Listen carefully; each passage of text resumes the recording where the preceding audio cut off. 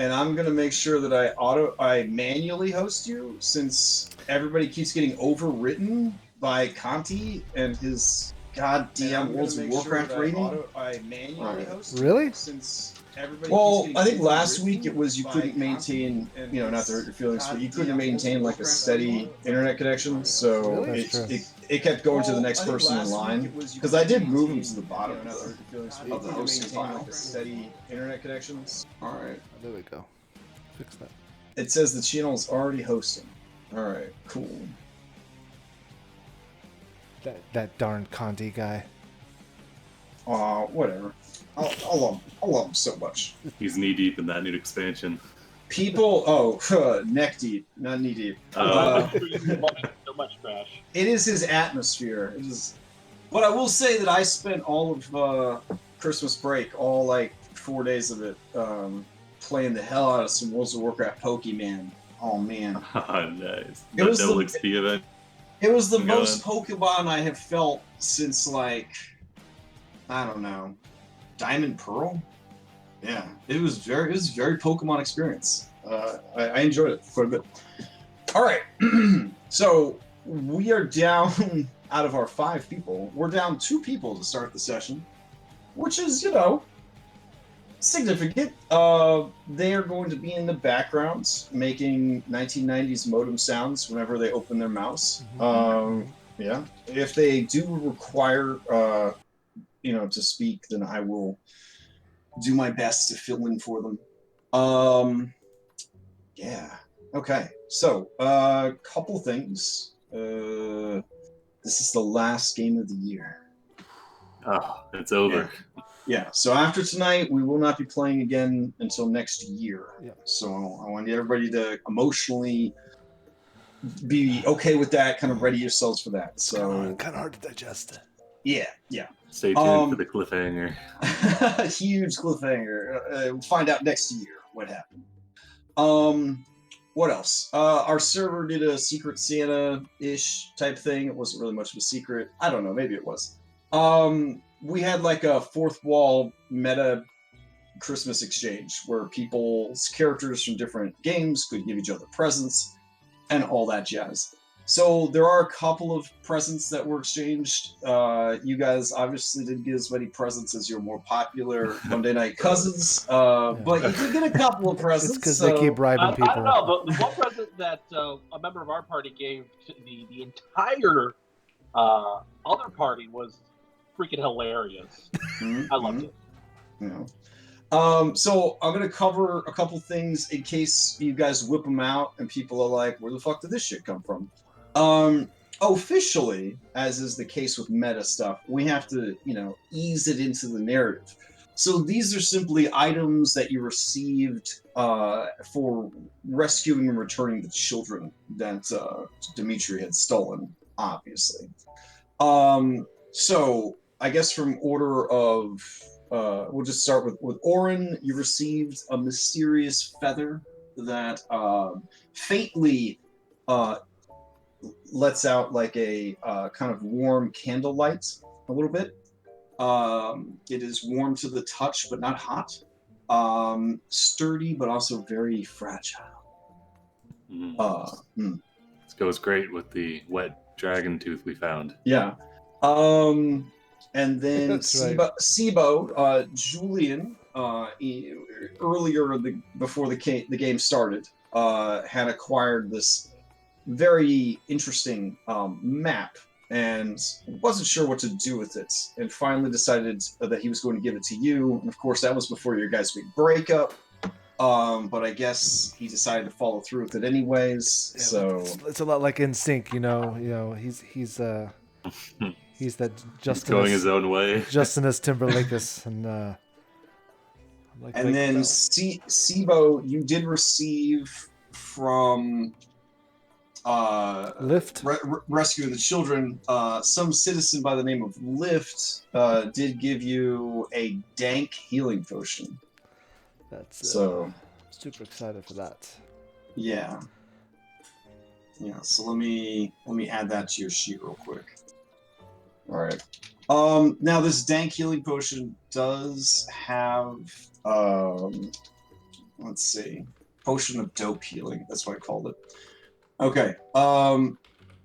It does, if you go to the description, list like all the information for all the potions ever. It is simply a lesser potion, but I'm finding it easier to have like less clutter if I just include, because like Giphy stuff is so heavy on potions and consumables. Yeah, I've just been kind of condensing everybody. All right. It also looks like you're tracking the Fanspiration on your sheet.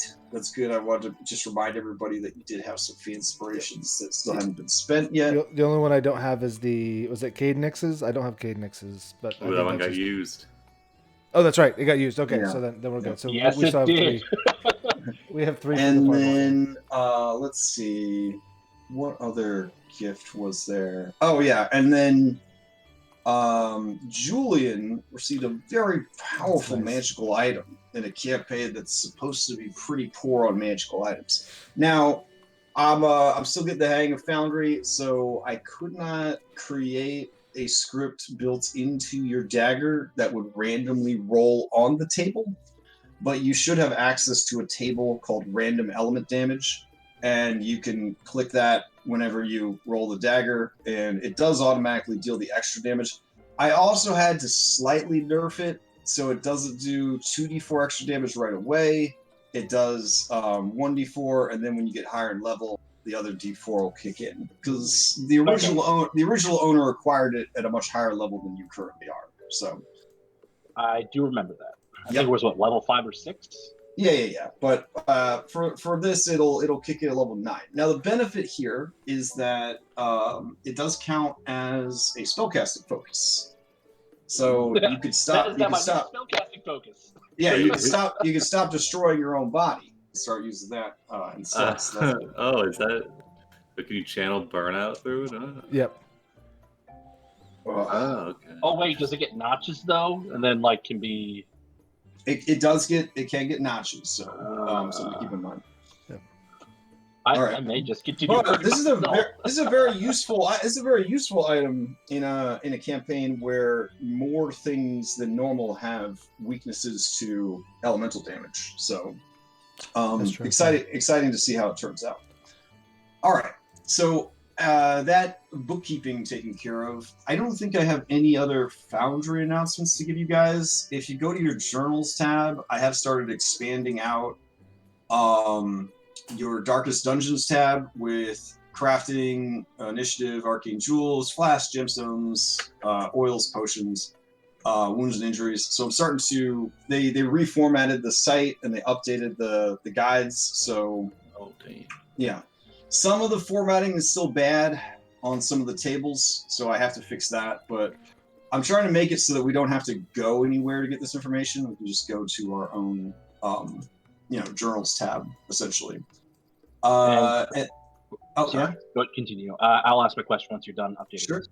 There's also been 2 new potions introduced because feedback about burnout.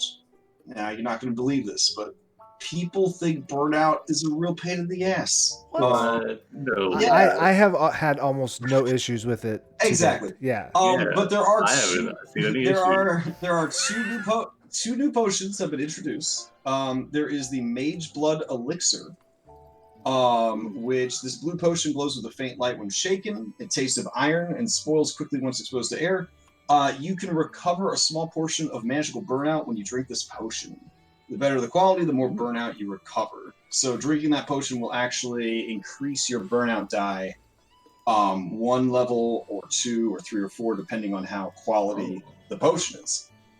And if you and RNGesus aren't friends, maybe your wife was giving you a hand job and you ran over RNGesus's gypsy grandmother when she was crossing the road. You know what I'm saying? Maybe that happened. Yeah, last year was rough. Right. There is the Elixir of Inner Peace. If you drink this, it tastes of cherries and rose water, which I had some rose macarons for my birthday, and fucking disgusting. It was like eating like a fancy soap. You know when you go to grandma's and she's got fancy soap by the sink? You're like, I wonder what that tastes like. It tastes fucking terrible. If you drink it though, anytime you roll burnout, you could roll double burnout and take the better number for Ooh. 1 hour. Burnout advantage. I like it. Burnout advantage. Yep. So I thought that was kind of cool. So, all right, but I don't think I have any other announcements besides that. So let me recap what happened last week, and we'll jump into this thing. Last week on Mythic Odyssey, you guys continued your adventures in the city of Astoria. Meeting with King Pythor and Princess Nora, you found out that she had been volunteered to be sacrificed to make good the outstanding debt owed to Sidon. Keep in mind that the Sidon you're dealing with this week is even more of an asshole than he was last week, thanks to Stephen Fry's Mythos, reminding me that I'm being too soft with all of the gods and titans in my campaign. Time to drop a temple. Yeah, so when this Yes. when these people are worried that Sidon is upset, they are worried that Sidon is upset. Capital W worried that he is upset. Capital U upset. So she's willing to sacrifice her life to make good on months and months and months of missed sacrifices and kind of shock the people back into the right way of doing things. Pythor, however, is a mess. He's not taking it really well. He has demanded that you save his daughter, because that's what heroes do. You get the feeling that if you don't save his daughter, Pythor's going to be very upset. I know, right? Like rocking a hard place, right? Is Sidon we want to piss off, or Pythor the one we want to piss off? Yeah, so you have to handle this in a very delicate way. If you just fuck off and don't bother with this quest at all, chances are Pythor and the other 5 gods are going to be extremely upset with you for a very long time. Yeah. Not to mention the people of Astoria who have been told that, you guys are here to make things right. So, We'll do them that. In that same vein, you guys met with Commander Gaius, representative of Sidon, in this particular mortal affair. Things almost got out of hand, and then they didn't. You discussed options. He did not seem impressed with anything that you kind of presented, including renaming the city of Astoria to the city of Dianthus. He's just a guy who was told to do a job. He's trying to do the job. Is kind of his stance on this thing. You have a few days left, two days, I believe, something like that. Today and tomorrow. To go and sabotage the Basilisk Cave. Now, we had said at the end of the last session that we were going to continue right at the Basilisk Cave. Is everybody okay with that, or do you have something else you need to do before you leave this area? We need the hammer. Yeah. Okay. I thought we hand-waved. Do we? Yeah, okay, so, we hand waved that. We got it. If you explained to Pythor that you would need to borrow his hammer to accomplish what needed to be done, he would grant you guys access to the hammer. Nice. All right. I'd say we also grab a couple oxen to bring with just in case. Okay. Yes. And craft like the 2 or 3 oxen. brass mug or bowl or whatever it is, the other gift that Julian received. Mm-hmm. Does that have any magical properties, or is that just a fancy? It is just drinking vessel? It's just a valuable trinket. It's just a valuable trinket. If you were on hard times, you could probably sell it. I'm sure it would only break the heart of the guy that gave it to you, but it's not like someone would tell him. It would be me, I'd tell him. So if you do need to sell it, let me know. Okay. Well, it is not my intention to do so. I just need to make sure that I accounted for it. Is all. Yeah. All right. Let me check the scenes and get you guys upriver a ways. Upriver. There we go. You all take a look at the drawing material that I posted in strategy. Yeah, it was very artistic. Very, very artistic. Thank you. Try. All right. So that's what we're gonna try and do, I guess. I think that makes I'll sense. draw that again once we get a lay of the land. There was some talk about possibly finding a breathe hole. A who? What? Oh, So I don't so know what Dom research came out slash of that. Maya rightfully pointed out that, you know, realistically, the basilisks must have an air supply in their cave. Otherwise, they suffocate while they're chilling in there. Sure. So there was some discussion of making sure there wasn't like another opening, or to see if there was, as Sibo pointed out, a breathing hole for the cave. In where I come from, we just call that a blowhole, but I don't know if that's what you would call it here in this land.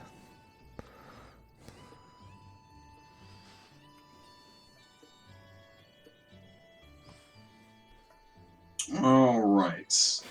Let's see. No comment. Yeah. It's like when I would tell jokes to my children and they just like look away and kind of continue their life. That's where you're at. Papa Yeah. Sibo. See, I'm still in the same place where my son tells me that was real good, Dad, and smacks me on the shoulder and walks away. So Aw. I haven't embarrassed him yet. That's nice of him to humor you. All right. That is what it is. He learned that from his mom. All right. Let's see if we can find some music here. We gotta enjoy this music before we all go to federal prison. oh God. Yeah. Yeah, no kidding. Yeah, I put my name down on my stream as William Ellis, so I Oh. probably don't have I don't know to. who that is. That's fair. All right. Is it dark? Does it seem dark to everyone? It does not look dark to me. No, it seems like afternoon lighting Yeah. Okay. on the side of a hill. All right. Looks alright. Because I could try to brighten it up a little, but No, I think it's looks good. Shadows look Okay. good. Reminds me in afternoons in Copti, where I would spend days on the beach. there we go. We'll give it a little Sibo, second. don't lie. You hate the water. There we go. I said the beach. Yeah, give it a Yes, nice, and nice memory warm. says that's far too close for your liking. You're right. That's actually the desert. Okay. Up ahead, you see that this is a rocky area with sparse vegetation, thin, wispy trees, nice jutting outcroppings of stone and granite. The ground beneath the mossy grass is a rich red soil or clay. Up ahead, you see a lovely giant elk statue. It's indistinguishable from a normal elk. Sibo, which way is north? That is an excellent question. That way. North is actually. Let me check my map real quick. You guys are on an offshoot of the river. North is this way. No. North is actually. I meant to make like a little compass for you guys that I could lay down on the table, and then spin it. But north would be that way. Okay. North is this way. So the river flows southwest, kind of. Yeah. Bottom left. Yep. Okay. Yep. All right then. But again, this is sort of a what do they call it? Tributary or whatever. It's not. Yeah, it's not the actual river. The actual river is quite wide. So. And Sibo, this is the area that you and Maya found the basilisk surfacing, right? Or submerging the sun. Yes, I'm assuming. This is the rock that they actually were climbing up on and sunbathing on. Mm-hmm. Yep. And then, is it under here where they were going to stay? Did we notice that? Yeah, actually, as I'm checking the time of day, There's 3 of them right here. I can see them. I don't know if you guys can see that or not. Yeah, there actually would be some sunning themselves on the rock. Very nice. Oh, I can see him now. Okay. If It I would have was said between 4, would you have put 4 out there? No. Got it. I know it's between 4 and 7 Yeah, From our true. Yeah, exactly. observations. Well, bollocks. All right. That means that either one's ranging or one's in the cave. Well, no, there could be up to 7. I think So generally, they're active from about 9 in the morning until about 3 in the afternoon, and 9 o'clock at night until about 3 in the morning. The rest of the time, they're usually asleep in their lair. And did we have an idea of where the layer was? In terms of like where we would have to dive? You're assuming it's accessible through the waterway. That was. I don't think that was Maya something we figured out. I think we were going to have to do some scouting To some find it. scouting. I got it. Just confirm it. Okay. Maya was going to burn one of her wild shapes to make some sort of Dolphin? sightless animal. And, a Dolphins dolphin alive. would be She's ideal. gonna make the smallest dolphin possible. So she's going to make a Baby. blind dwarf dolphin? Is that what I'm understanding? Well, it doesn't need to be blind. I was just looking because the dolphin has echolocation, so a dolphin can close its eyes and then scout out. Okay. But I think she was going to do like a snake or something, but I don't think a snake's blind sight would work underwater, would it? I mean, it's D&D, so it should probably be okay. All right, yeah. So Maya's going to send a snake into scout. Sounds good. Are we still going to do that with the basilisks? Selling themselves, over there. Yeah, we should wait. Yeah, we can wait for them to retreat down into their lair, and then she can send the familiar to follow them.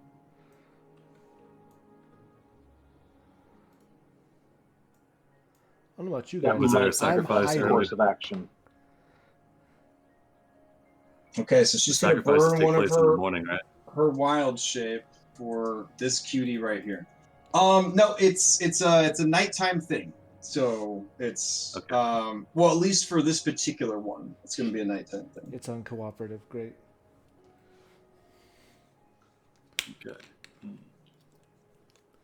All right. Are we concerned about disrupting the nighttime sacrifice, or no? Oh wait, is the sacrifice tonight? Well, there's one tonight that's just I thought it was on miscellaneous, the- and then there's the Nora one tomorrow. Yeah. Wait. Why don't we wait until they go? Wait, what? I thought we were trying to trap them in the cave. That was the plan we discussed. Well, I think we need to wait till they go to find out what we can do, and then wait till they come back and then trap them. That could work, yeah. They'll all be hungry, so I don't think any of them are gonna sit out the sacrifice, right? Well, probably not. Allegedly, yeah. Only 2 showed up last time, though, right? Or 3. So Okay. something to take into consideration. Like we might still be. I'm whispering this, by the way. I think don't want we, those things to Yeah, hear. sure. Okay. Yeah, we would definitely, because we've got a couple oxen with us, so we definitely are posted up like a ways, or at least have the oxen where they wouldn't be smelled. But yeah, I think Maya could scout them initially as they leave this rock and go back into their cave, and then later on. How many ox do you have with I'd say 3. You had said 2. Okay. Well, it's a 2 to 3. Okay. Yeah, if Just we could have however- got 3, however- I think 3 makes sense if we could have got 3. Okay. Because we knew Also, that we thought there could be up to Wind 7. blowing. Yeah, that's another good question. So it's going south with the clouds. We're going. Yeah, look, my Southwest. immersion says this way. Yeah, that works for me. It's Okay. in south. Yeah. Nice. All right. Okay, good. You do not want them to smell the oxen. Yeah. Okay. So yeah, how's that sound? Do a preliminary scout as they return to their cave, and then another one as they leave for the sacrifice. I think so. I think that makes sense. All right. All right. So tonight's sacrifice, as most of the sacrifices are supposed to be, is just going to be, oxen or something similar. Yeah. Okay. All right. So I think we'll post up for an hour and hang out until they leave the Sun Rock, and then Maya will send in her snake to find the entrance of their lair. Okay. All right. Let's see what we got here. Okay. So I'll fast forward time then. All right, around 3:30 in the afternoon, the creatures sort of, stretch, let out their long, ominous hissing sounds, snap at each other a little bit, and this one just sort of plops into the water. Very timely of him. And then this one heads over and with its massive muscled neck and mouth grabs a hold of this deer statue and begins to drag it towards the water. This one right here just kind of posts up and just sort of scents the air, long tongue kind of snaking out, looking around for anything interesting. As the elk is dragged, does it appear like it's does it seem like the stone is heavier than an elk would? Like when they're turned to stone, they're... Oh, yeah. Okay. These creatures are very strong. Okay. Yeah. All right. It drags the creature into the statue into the water and disappears.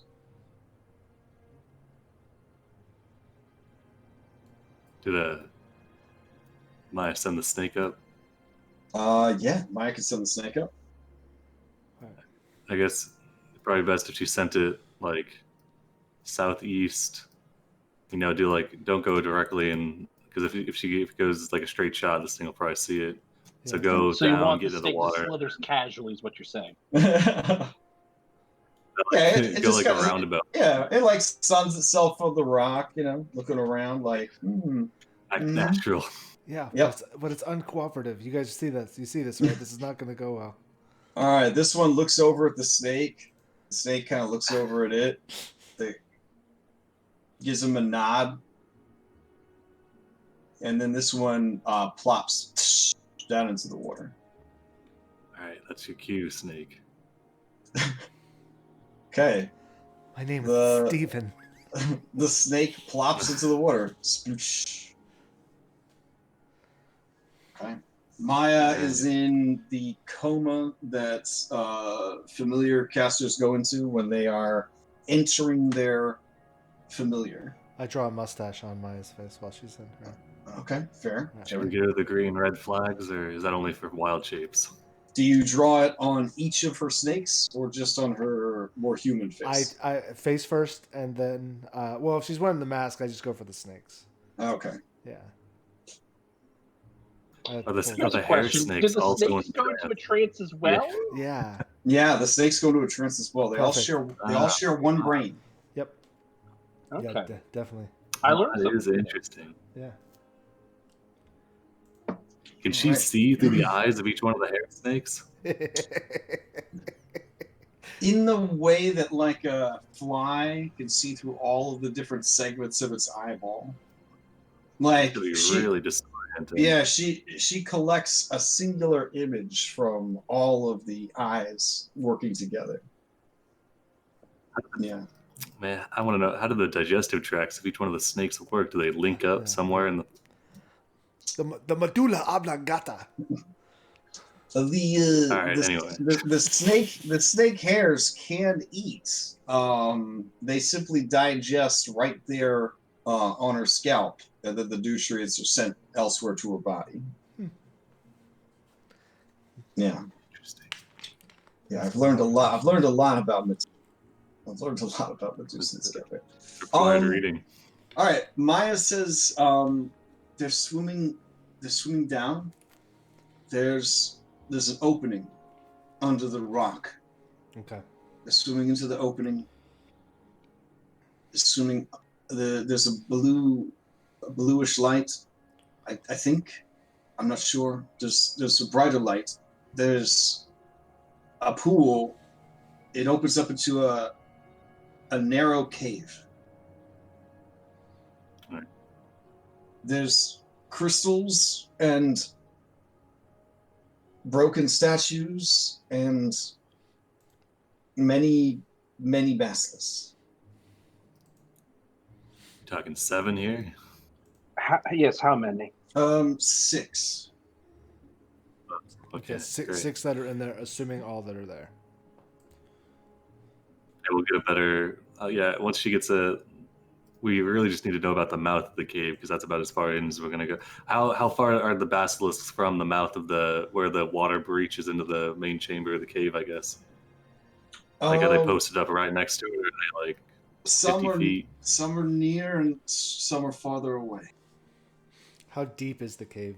From what I can see, I guess would be the entrance is at the bottom of the river, about 25 feet down. The cave that they're inside is narrow, only about 6 feet high. That's good. Yeah. Okay. All right. Do we want to try to find the breathe hole through the snake? What would you use that for? Clog it up. They would suffocate tonight. Well, maybe not necessarily tonight, but we could clog up the breathe hole. Assuming that we don't hand wave science in fantasy in Dungeons and Dragons. That's actually a decent idea. We could shove like Thank you, Warren. like brambles. Yeah. Well, I mean, or animal fat, that should provide a good seal. I mean, we use that to protect ourselves against the boar's stench. Yeah. There's that, but we could also put some bramble and tinder in there, and then light it, and the smoke would burn away the oxygen much faster than just clogging the chamber. But that might alert them, and they might flee. So this is the situation. This is like the river, this like half pipe looking thing, and then there's this underwater situation right here, the entrance, and then it comes up into this air pocket cavern. Okay. I see. It might alert them. And not to mention, didn't we discuss the possibility of the bastards surviving this, getting out, and then coming back after Princess Honora's time is done on the chopping block? Yes. I don't think we thought there were 6 at the time we brought that up. I'm more worried about us surviving this. Again, I'm just trying to confirm our plans. Yeah. For sure. So also, does the water go all the way up to the lip, or does it stop like before the lip of the ledge? Oh, it goes all the way to there. Okay. All right. Yeah. So we could literally just clog this thing here. We could find. I mean, yeah, it'll be harder if there's water because you can't swing a hammer underwater as easily. But assuming that this is narrower than this, that might be. Oh, it's much narrower than that. Yeah. Not to mention, further away from where the basilisks are, camping out. Like we have Andronicus, who's. Do we have the means to knock this down and cover up the hole? I mean, I don't know. You're talking about the sunning rock. The sunning rock, yeah. Or like a big chunk of this could cover the entrance if we know how big it is. Bring enough rope for that. I was just planning on the small entrance. Yeah. I don't know. Let me get my jackhammer out real quick. Sure. Yeah, my plan is several pitons kind of strung together on the ceiling and floor, tensioned against each other, against the rock at the mouth, and then using Pythor's hammer in one swoop to dislodge some rocks at the top. The tension should bring the rest of the cavern down and hopefully collapse the entire tunnel. Yeah, I think we're required to do it up here if you want to swing the hammer, because this is all underwater. So it's going to be that's going to be the part that concerns me now. Yeah, luckily, I've got a collapspiration from my time spent. Oh, that's true. Yeah, there's a collapspiration. That's fair. I think either work. 25 gold. Yeah. This could be the simplest if we have the means, This I think. Sorry, this is not the simplest. If we could swing the hammer, this is the simplest. This is the easiest. Yeah, if we're bringing that large rock down, I don't know if we had the. It'd have to be. And to Julian's how point, much we don't force, know that they're getting back out if we do this. How much force can we expect from from Pythor's hammer? Is there legends of it? I guess, the legends are quite heavily embellished. We may only need, honestly, the clip of this. It'd probably just fall into the middle of the lake, though. Right. Middle of the river. So, Andronicus, you can push a rock underwater, right? And it's super buoyant at that point, right? Yeah, of course. As soon as there's any sort of explosion above it, you don't want a rock emerge, because then it won't fall to the river floor. Well, Andronicus points out that while I'm very strong, if I could push it, good. If I could push it, wouldn't you think that the basilisk, which we just witnessed, dragged away a giant stone stag, would be able to push it as well? That's a fair point, Andronicus. I really like your swagger. Just to be sure, if we're going with collapsing the tunnel, even afterwards, we should plug up the air holes or to begin to smoke them out to weaken them. And agreed.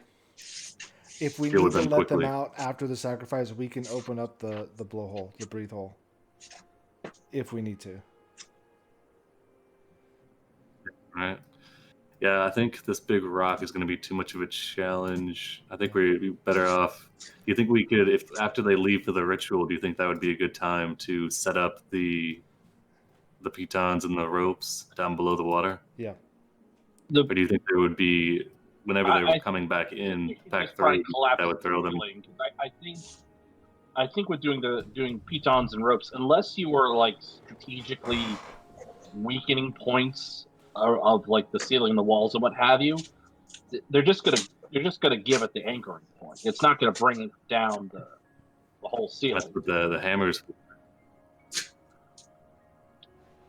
Because if it's gonna give it its weakest point. So it's gonna be where we've hammered a piton in, or it's where we've or it's gonna be the rope that snaps. Now, expertise history. You know that that Pythor's hammer was given to him by his father Vulcan in an effort to reignite Pythor's passion for battle, which, believe it or not, has waned in recent decades.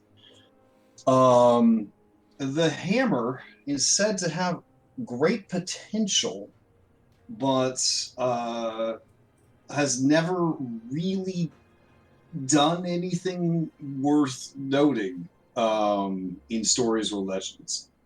We're going to change that. Other than being magical. All right. Okay, so here's what I'm thinking.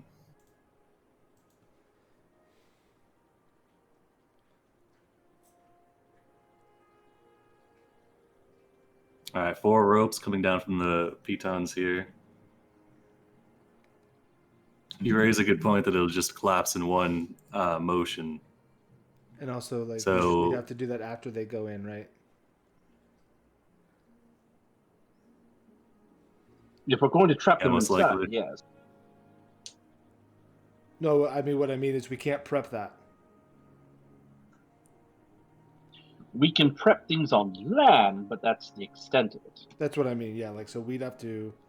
Oh, your concerns are leaving a bunch of ropes and stuff set up. They'd probably be like, what the hell is this? Well, yeah.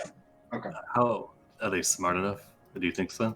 I mean, no, but I mean, it would be different. It would be something that's different than they've seen literally their entire lives. It's just a possibility that they go, what's that? Let me sniff this underwater. And then they died. What would they do then? Would they just leave? I don't know. Yeah. They might come looking for us. It just might cause them to question. Yeah, it just might cause them to be suspicious, which... Okay, how about while we're setting up, we send a couple oxen in to hold your breath, ox. Hold your breath, Ox. Well, I mean, we'd humanely kill them first and bring them into the water. Well, Karina kind of nervously raises a hand. It is the intention to let them go tonight, then they return, and when we're sure all of them, or as many as possible, are inside, then we collapse it? Yes. Yeah, I think so. That seems to be the consensus.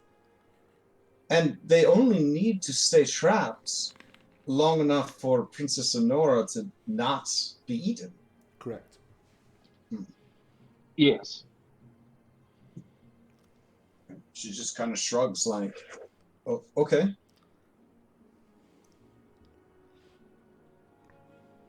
Does that sound silly to you? That was just, I think she feels we're overthinking it. Is that fair to say? Karina blushes and she says, I thought perhaps we were just going to kill them all, but this sounds like a good plan. Yeah, I think if they die, if they die, okay, that sucks, but our goal was to say, oh, clearly Sidon didn't want this sacrifice because they come back the next day for not Honora. Karina, did you miss the hour-and-a-half planning last week? Yeah, what's going on, Karina? We need to... No, I think it's more of you feel that you would rather use your bravery and your strength as opposed to guile and subterfuge to defeat the enemy. Fair to say? Well, if she wants to be the first into the water, then. She seems overwhelmed. No. Wow, you should have seen what we did with Demetria then, because woo! What? The problem with these creatures is, as we researched, we can't open our eyes around them. Or without. According to the songs, you had dinner with her. Yes. Yes, we did, Sibo. Yes, we had dinner with her. Yep. Yes, we did. Which means we were able to accomplish what we accomplished without a fight. And sometimes Karina seems really confused. Save your lover's quarrel for another time. Nora's life is on the line. I won't stand for it. Yeah. So Kyra says, okay, so what am I supposed to do with this then? And she shows you the ox costume. Oh, jeez, Wait, Kyra. what? Yeah, it's a two-person deal. You know, one of you has to be the head, and one of you has to be the butts. This wasn't cheap, you know? I understand a two-person. It wasn't cheap for someone who isn't even being paid on time. And her voice carries off the rocks and trees. Will you be quiet? And then Halisa says, "You're being paid?" Or he's gonna start prepping the ropes. Now is not the time for this conversation, ladies. Perhaps if we could just put a pin in it, come back to it later. after we're out of a life-threatening. Fine. Please. And she starts stuffing the way too big to fit in it ox costume back into her small backpack. What I don't know what I'm gonna fucking do with this. I guess if I date a Minotaur or something and he wants to spice it up, I don't know. Whatever. Oh. You're a Tory? God. All right. See. At this point, are we just waiting for the basilisk to come and go? At this point, I'm assuming. We could go and try and deal with them now, but would disrupting this sacrifice tonight not arouse suspicion? Do you think? Well, I'm not saying we. Well, if they just got up and moved, didn't you say that their quiet time was until about 3:30 crash, or am I misremembering? They're active twice a day from 9 p.m. to 3 a.m. From 9 a.m. to 3 p.m. and then from 9 to 3 are the words I'm trying to say. The rest of the time they just sort of laze it. Okay, so they were sunning themselves, and then now they're going to go to sleep underneath right now. Mm-hmm. Okay. We could do it now, but we might want the advantage of them being well fed when we deal with them. Well, would be the didn't them just advantage. drag off that stag? Fair point, but how many of the how Remember, many? in your absolutely insane amounts of research, you know that basilisks can eat up to 80% of their body weight in a day if they are able to. That's why I figured the sacrifice. After the sacrifice, they'd probably be the most well-fed, if not for a couple hours or so, just so they're at their most docile. Yeah, like post basket. I'm fine with going through with it now, but I think we should use the decoy oxen in that case. All right. In that case, here's a thought. Just a thought. We set up camp fair way away, upwind of them, so that they don't smell us. Was it downwind? Whatever way. I don't want them to smell us. Bottom line. We wait until they leave, and then we stake the oxen down by home sweet home, so they think, free food. Kill those oxen. They're well and truly fed as they go in tonight, and then we collapse the tunnel. Is that 2 more coming in? Oh no! These surface around 6:30-ish and begin heading south. Okay, you're saying kill the oxen outside their lair and let them feed, and then no, don't even kill them. Just stake them. Just stake them outside. We bring them down, and they're even more well-fed. You're saying? Yes. All right. That is my thought. They seem to be heading towards Astoria, letting the flow of the river kind of carry them in that general direction. You know that the distance that you currently are, even though this is outside of their normal activity time, this would get them there around nightfall, moonrise kind of deal, which is when they've started trying to do these sacrifices.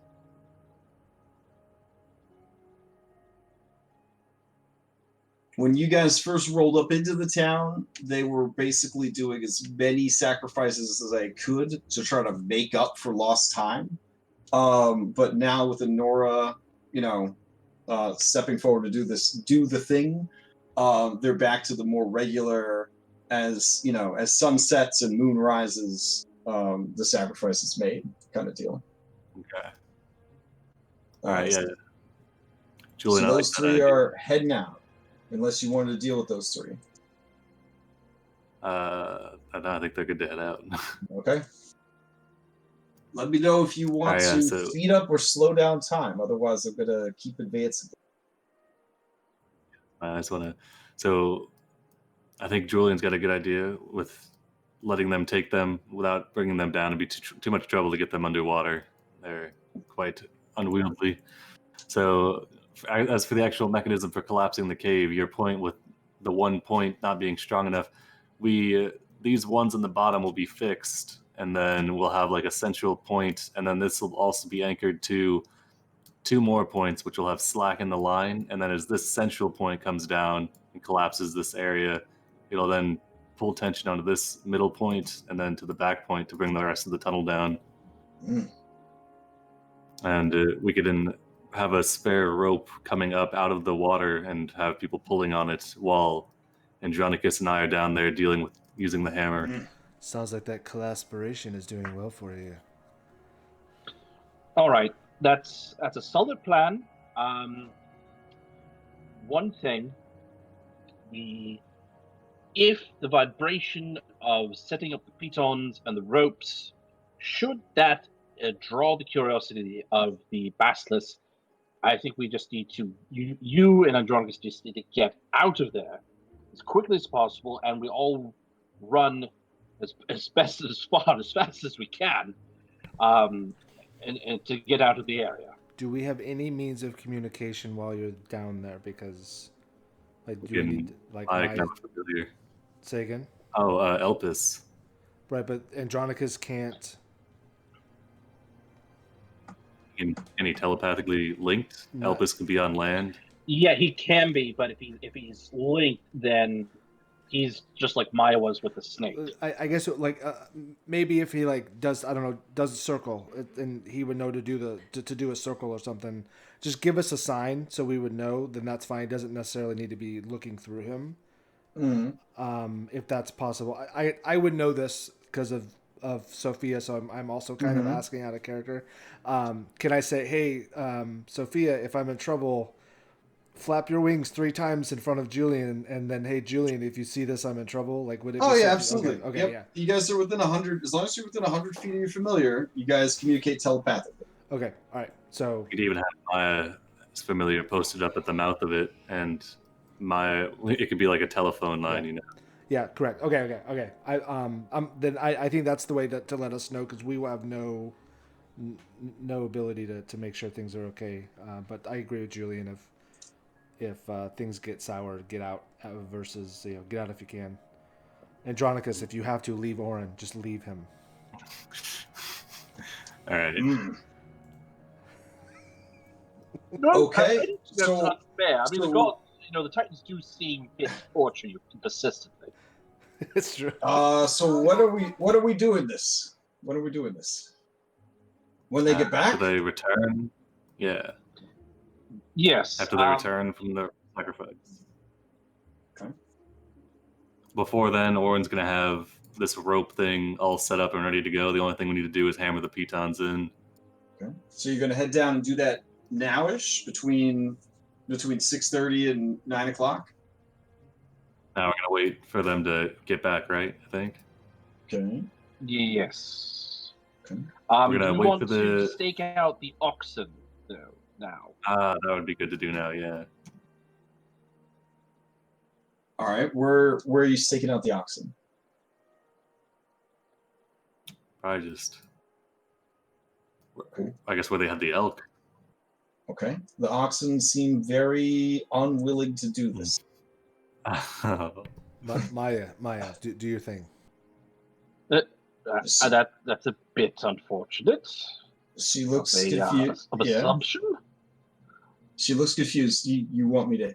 What? You want me to make them do it? Yes, he's basically saying, you're a druid, you understand animals, make them do the thing. Okay. But I think it's a bit of a... okay. Oh. Yeah, she begins to herd the animals over, coaxing them with soft words and food. She gets them over in this general area. You guys hammer down stakes. You have ropes going from the stakes to the bridles of the oxen. Okay. The light of day begins to fade.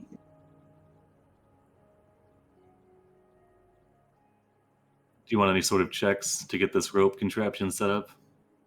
I don't know. Well, you're definitely gonna need to do that. I guess it depends on when you're gonna go down, because three of them headed south.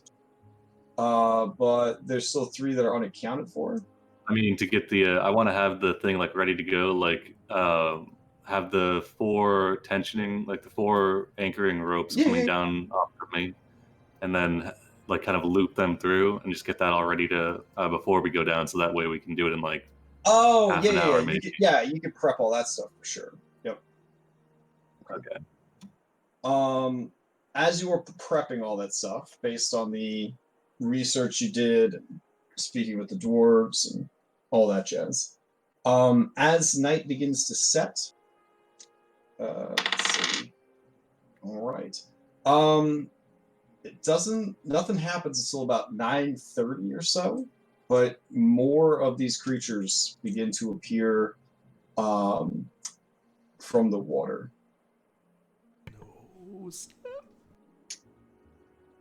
All right. Whoever's got that torchlight going, we'd snuff that. Okay. They are drawn by the heady smell and the baying moves of your oxen, and they immediately begin to move towards them. If you intend to save these oxen in any way, you will need to roll into initiative. Otherwise, they're going to savage them. Can I have taped the eyes of one of the oxen? Taped it shut. Oh my goodness, you did not. What does this tape you speak of, Ohlen? I'm not familiar with it. Do you know what tape? You want a blindfold? There are some worms that go by the name tape, but I do not know. Oh. Blindfold one of the oxen so that we can be sure that if you have your eyes closed, that their gaze doesn't work. Okay. That's what I'm trying. Okay, sure. Oren, why not just remove their eyes? Why don't you just be savage and remove their eyes? All right, so you put an adorable blindfold on this ox. Is it like one that has what it looks like eyes on top of it, so the basilisk doesn't know that its eyes are covered? Like one of those sleep masks? Yes. I don't know how much effort was put into this by Oren, but that one does have a blindfold. Are you guys intending to jump in? Going once, going twice? Yeah, no. I don't think so. Yeah. Okay. They rush up. Eventually, these two turn to stone. This one does not. It starts to pull desperately, hearing the creatures approaching.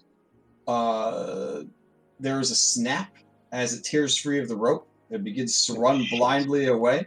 They chase it down using aggressive and pack tactics and all the other kind of stuff. They tear that creature up. They rip it apart. They chase them down. Can we gauge how fast they run? They use a tail slap to knock the thing off its feet, and then they pounce upon it, biting it over and over and over again. They are elite creatures, so they have a robust action economy. Their land speed seems to be about 40 feet, but they do have the aggressive trait, so they could technically move 120 feet in a round, and then dash if they use their Paragon action to do so. Though you're not sure how long they could sustain that. Julian, if the plan goes bad, I think the best we can hope for is to get on land. We're not going to be able to outrun these creatures. All right.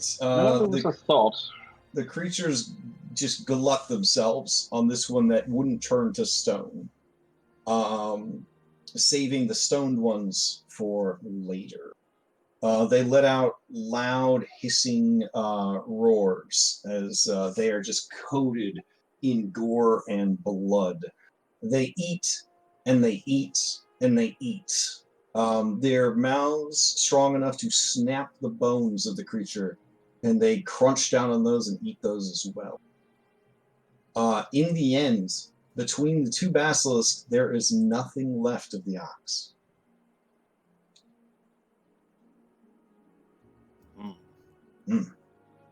All right, then. Okay, these are beefier than a elk, but working together, they manage to break the creatures with their tails into smaller pieces and then start dragging them towards the wall.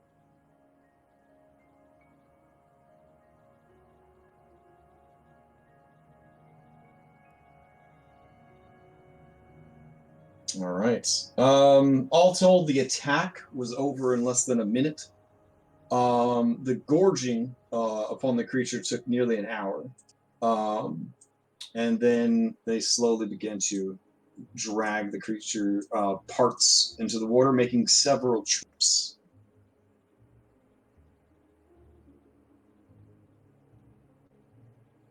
All right.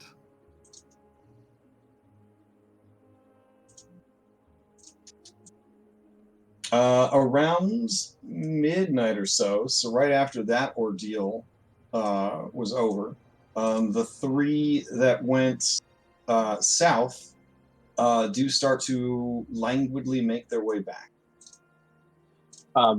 After witnessing just the brutality that those basilisks exhibited, Julian will turn to Kyra and say, That is why we're not fucking around with a goddamn costume. Well, you could have closed your eyes inside the costume. Yes, and then I could have been clubbed to death and then viciously chewed upon. No, because then you jump out of the costume and you're like, surprise! And then you kill them. And then they're stunned with surprise. Then they actually get I don't pretend to know exactly how it's going to play out. I'm just making intelligent and informed suggestions. I am most greatly assured by that, darling. Mm-hmm. Mm-hmm. Anyways, there's the others. They seem to have gone in. All right, there's no time like the present, shall we, gentlemen? Out of character, what time is Andronicus and Maya? And lady? I have no idea. Yeah, they both said like an hour, but we're at that mark now. I think we send Andronicus and Maya down there first and see what happens. In the costume. In the costume, yeah. Oh, but Kara says, non-pulsed by your obvious disdain for her costume idea. We could have put bells on the oxen, Why do you say that? Well, I mean, people put bells on their stuff to keep track of them, It could Are you suggesting that the bells would be stuck on the basilisks? Well, look, do you know why you put bells on oxen, Julian? I'm sure I will regret asking why, but why? I bet I know why. Because their horns don't work. Too clever, darling. Thought you were gonna make a cowbell joke, but you went the other direction. These guys disappear beneath the waves. Well, not the waves, let's hit it. But, the river. Right. Yeah. Too many seafaring games. Or not enough. Or not enough. Yeah. This one's a seafaring game, technically, for about 33% of it. Yeah. Yeah, Sibo does not want to hear that. Sibo does not want to hear that. Sibo? More like no. No. Mm-hmm. Okay, then. All right, start making my way forward. So Andronicus and I in the water, and then you on land. Yeah, the rest of us up top, we'll pull. Yeah. So do you want us to hold on to the rope contraption, then? Do we have enough rope? Question mark. Yeah, we would have brought plenty of rope, yeah. Do we have a Maya? I figure. Well, we have a Maya on the server. Do we have a Maya in chat? No, not yet. I'll message him. Hey, they are dying without you. Don't give her any spoilers. No, I would have gone with the Basilisks are dying to meet you. And spell meet with MEAT. Hello? Hey, what's Sorry up? about that. I finally got my computer set up. Yay! Welcome. What I miss? Nothing. We're just Nothing chilling yet. out. We're just about to go on the water. David Attenborough, telling us about the viciousness of basilisks in the wild, stuff like that. All right. So the plan right now is Andronicus and Oren are going down to do their collapsing trick, and we're up top to pull on some ropes. Okay. I'm seeing some drawings here, so I'm guessing that's what we saw. Yep. All right. That's what And you saw. you used one of your wild shapes. I don't know if it's showing up on your sheet, but to summon a snake familiar to scout out for us. All right. Did that snake familiar survive? yeah. Yeah. All right. Awesome. You should have ownership over a poisonous snake. They were saying if you want to have your familiar posted up deeper into the cave so you can keep an eye on them, Oren and I will be, Andronicus and I will be at the mouth of this cave setting up the ropes, and then you'll warn us if they come down. Okay. Hey, Sibo. Hey, what's up? Knock, knock. Oh, I love these. Okay, who's there? Oxgo. Oxgo who? No. Your familiar goes who? Oxgo.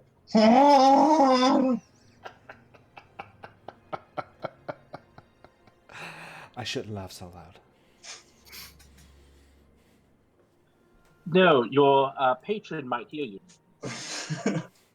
We don't know. We don't know that's a we don't know that's a problem yet. Only I do. I mean, Sivo's not a aware. problem.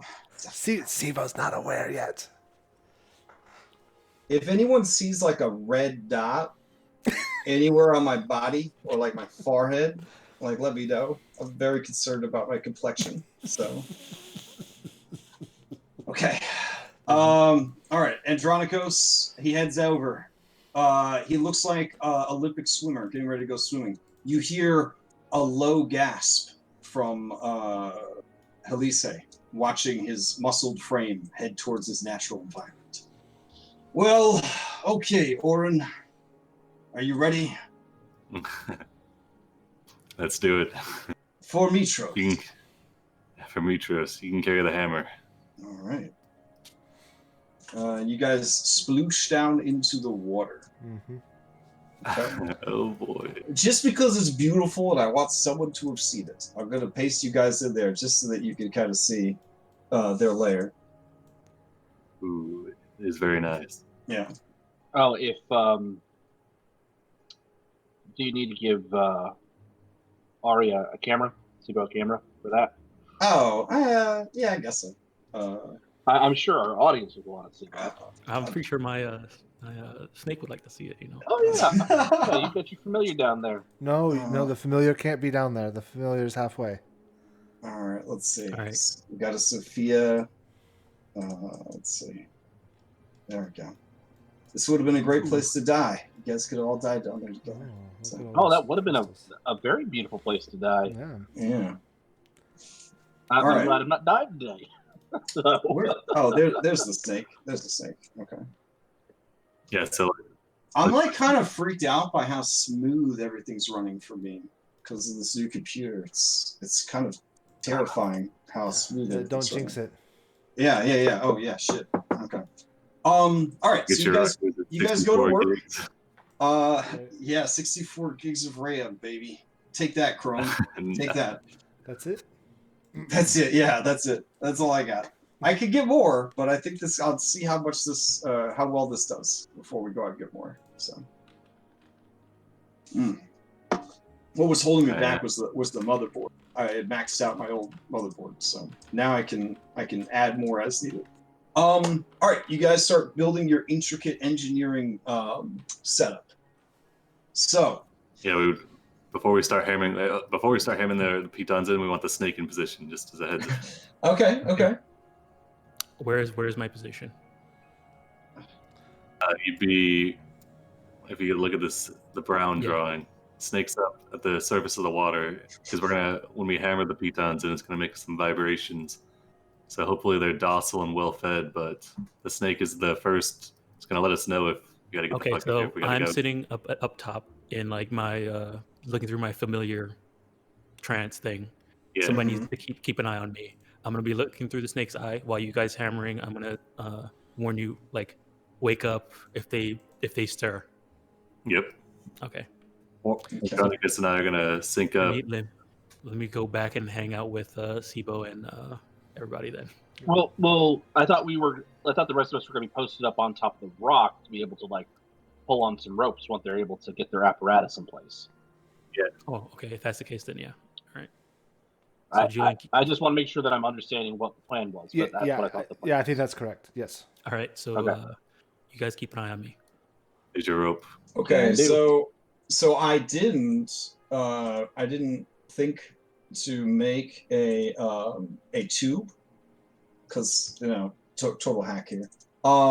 So I just made a beautiful hand drawlet for you guys. Oh, I love it. Nice. Yeah, hold on a second. See, this is why my Wednesday DM is not as good as my Sunday DM. Oh, they're still learning. The baby. They have some very difficult players. So, like, The one that That's a plays Jersey Orc is such a baby. Is always upset about something. So, or on drugs. French. Or on drugs. If I had players that did as many drugs as that player does, I would kick him out of my game. Just saying. All right. So this should work. Is we're gonna take you from the rest of the party with us? I mean, I just want to make sure I'm understanding. We're gonna take you out of this beautiful map, and we're gonna put you into the map of your own design and creation. Oh, nice. All right. You gotta put Sophia in there too. Okay, got it. Okay. Sophia everywhere. And a poisonous snake. There you go. And poisonous snake? Oh my god. All right. Got poisonous snakes all over this goddamn map. All right. So who is keeping an eye out inside the lair? Is there anyone inside the lair? That's the poisonous snake. So poisonous snake is in the basilisk lair. Like right at from my understanding, I'm right at the surface of the water, just keeping an eye out. Okay. Right? Yeah. All right. That sounds good, right?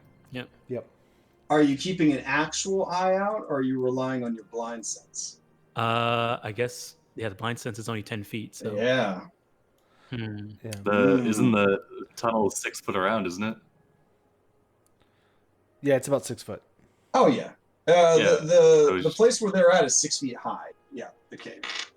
So this is a side view. What you guys are seeing. You remember when you play Link's Awakening, and they had some 2D levels mixed in with their top-down levels? Yeah. You're in like a 2D passage right now. So yeah, I understand. So yeah, poison snake is up here. Their head just kind of sitting out of the water and just blindsiding. If they get 10 feet, I'm gonna get as close to the edge as I can, I guess. Okay. And just have blind sight. If they get within 10 feet of the edge, and I see them moving towards them, then I'll wake up. Okay. All right. Looks like we have an Andronicus. Okay. Oh, thank God you're here. So Let's get on the road. I hope my messages weren't too foreboding. So you do the thing. I'm gonna be honest. I love outside the box thinking. I started with 2nd edition D&D. I love that your players, the players themselves are smart. They have the smart idea, and that this is the game has evolved to be very skill focused with the roles and all that jazz. So just bullshit for me, Andronicus and Oren. What skills are you using to actually execute this brilliant demonstration of modern engineering? Well, actually, this would probably be the same engineering they used back in the day. They were pretty fucking advanced in ancient Greece. This would be the dwarves. How the dwarves would collapse up. Okay, so this is the 25 gold you spent on bar snacks and alcohol to hypothetically, if I wanted to cave in a underwater passage, what would I need? Kind of deal. Yeah, I got his number and everything, Okay. So this is gonna rely on your memory then of remembering what you have been told by the dwarves. So that's definitely going to be keying off of your intelligence. Okay. And Elpis has blindsight as well, so fair. If we want to do anything with him. Yeah. I think somebody has to be able to tell us up top. Other than that, you guys do what you need to underneath. Okay. Can I lower you for sleight of hand? Because it's sleight of hand would be the ropes for sure. Yeah. Okay. And Andronicus, you know what? We'll make this a trial. We'll make this a trial. All right, so you need to have a certain number of successes before a certain number of failures. Failure will indicate that you either collapse the tunnel on top of yourselves, trapping yourselves inside with the basilisk, or killing yourselves outright. Or you attract the attention of the basilisk, they swarm out and attack everybody. Oh boy. Can I guide them before this? Sounds fun. Sounds really fun. Is there enough time between when they start and when they went underwater that a guidance would work? Because it's only a minute, or... So what weird little mini dimension are Oren and I in? You're in the side view of the underwater passage that leads to their lair. Okay. That makes sense. Yeah, you're in a 2D side scroller right now. You're in a 2D side 14 con. I'm holding my breath. All right, come on. Yeah, I don't give a shit about breathing underwater in D&D. Come on now. Unless you drop to 0 and then you immediately start drowning, then we care about it. But before we start rolling anything, do we want to use the Fanspiration for this or the Collapspiration to ensure success here? Because we really do not want to get run down by fucking basilisks. So yeah, I would say use up the Fanspiration, and if possible, a guidance at least for the first roll, if it is within time. Both I can cast guidance on one person, and you can cast guidance on one person. Yeah, but they just have to roll within a minute. Yeah, within a minute. For mine, I don't know if you can cast it through your guy. I'm pretty sure. I was trying to save this Collapspiration for Sidon, but can I transfer one of the 2 to Andronicus? I mean, we have 3 Fanspirations that can be used. Oh, shit. Yeah. I think we've been sitting on those Fanspirations for a while. And I got another one. Time to use them. There's also another one coming up soon, so we're going to be okay. Okay, well, I think now is the time to use them. To win. Use them or lose them, gentlemen and lady. All right. Well, actually, we have enough about the party. Yeah, ladies and gentlemen. Okay. Yeah. All right. Andronicus, do you want top or bottom? I would have asked you before we jumped in. Hey, yo. Top, but I'm not sure. Yeah, he is. He totally is a top. Absolutely. Okay, or it'll take bottom. I mean, he might be a power bottom. No, Oren's definitely a power bottom. Okay. No, Sibo is a power bottom. That's true. That's fair. Yeah, I'm getting that vibe now. Andronicus is exuding strong top end. I mean, Versi will be very pleased to find that out. So. Yes. All right, so the difficulty for this, because this is a pretty tricky thing you're trying to do. You're underwater. You're trying to do some complex engineering underwater. The stakes are really high. You could kill yourselves or get a bunch of incredibly powerful monsters pulled down on your party.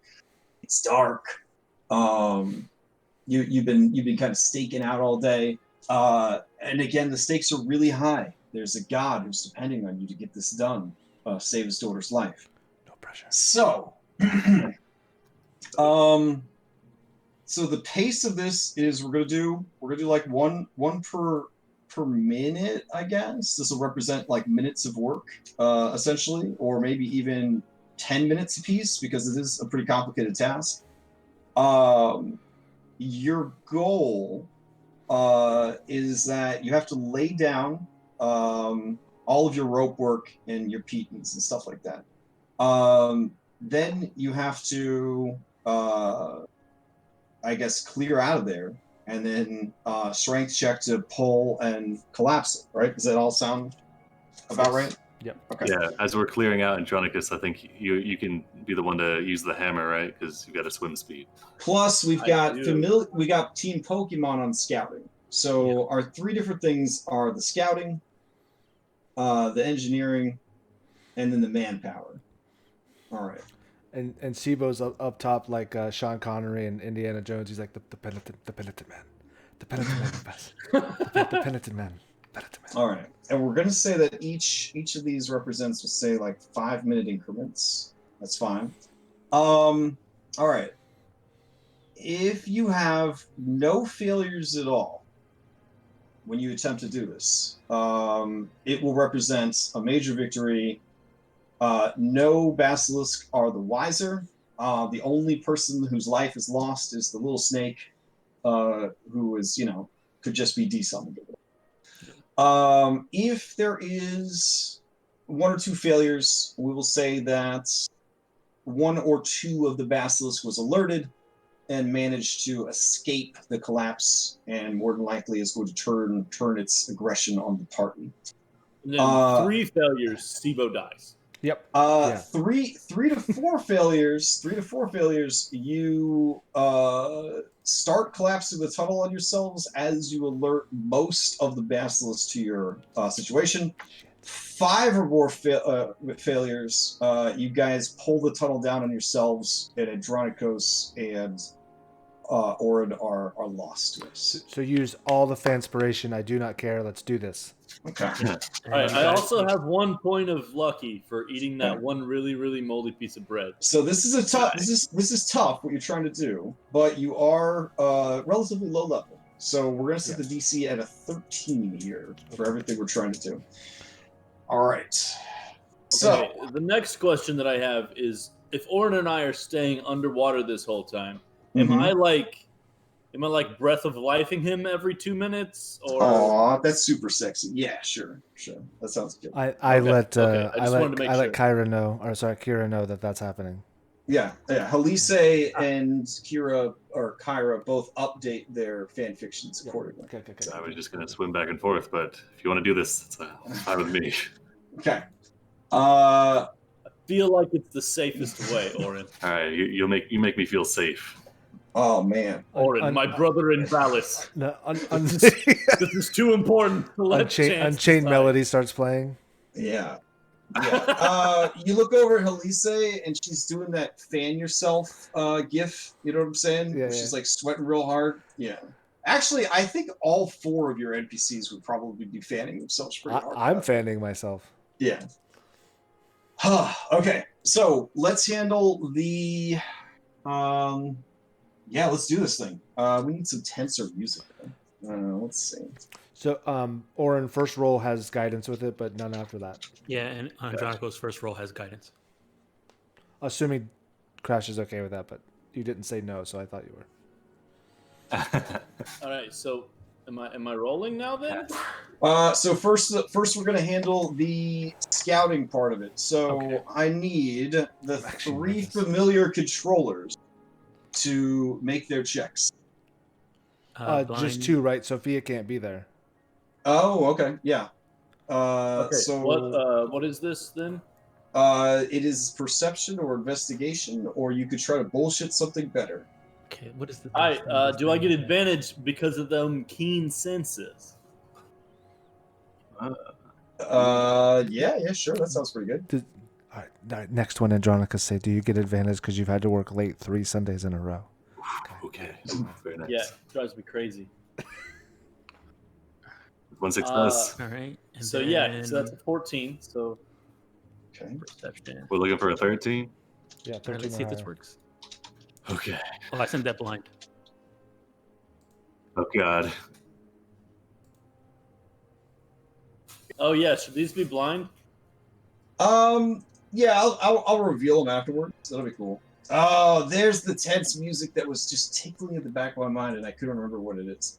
Hold on, we gotta get rid of this gentle, relaxing music. We gotta turn on Guys, the I pressed this super convenient roll state macro, and now I can just blind GM roll with the touch of a single button. That's oh right. my gosh. So There we Thanks to the Forge VTT. All right. Metal Gear. Okay, nice. If they fail, Avalanche music. yeah, you gotta just shout like, Andronicos! Andronico! Wait, Get out of there. No, we just does like a little exclamation point pop up above the basilisk head. Oh yeah. Okay, so let's see, Elpis. All right. Oof, you did it with advantage, so that makes it. And Little Snake, you made it.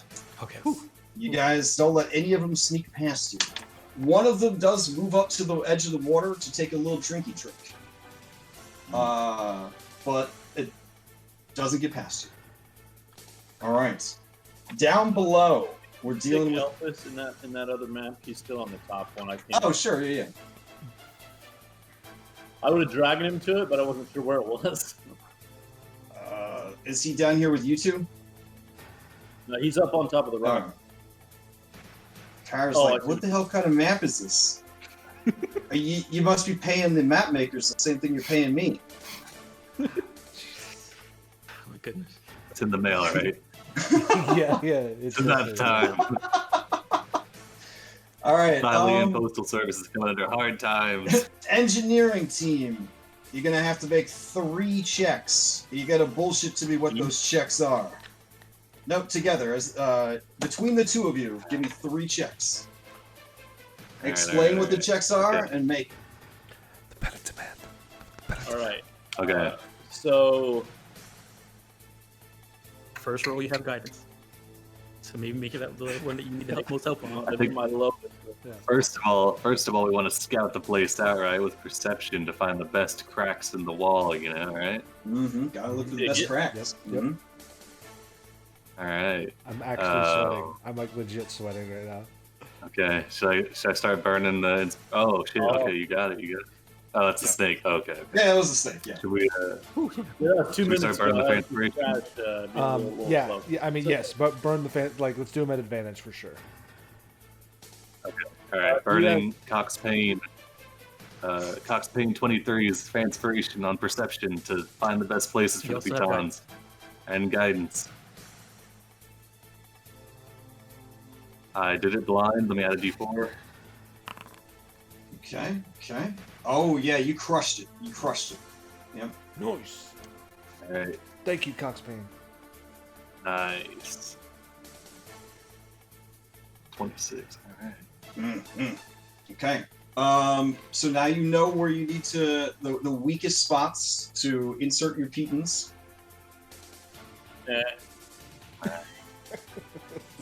What you got?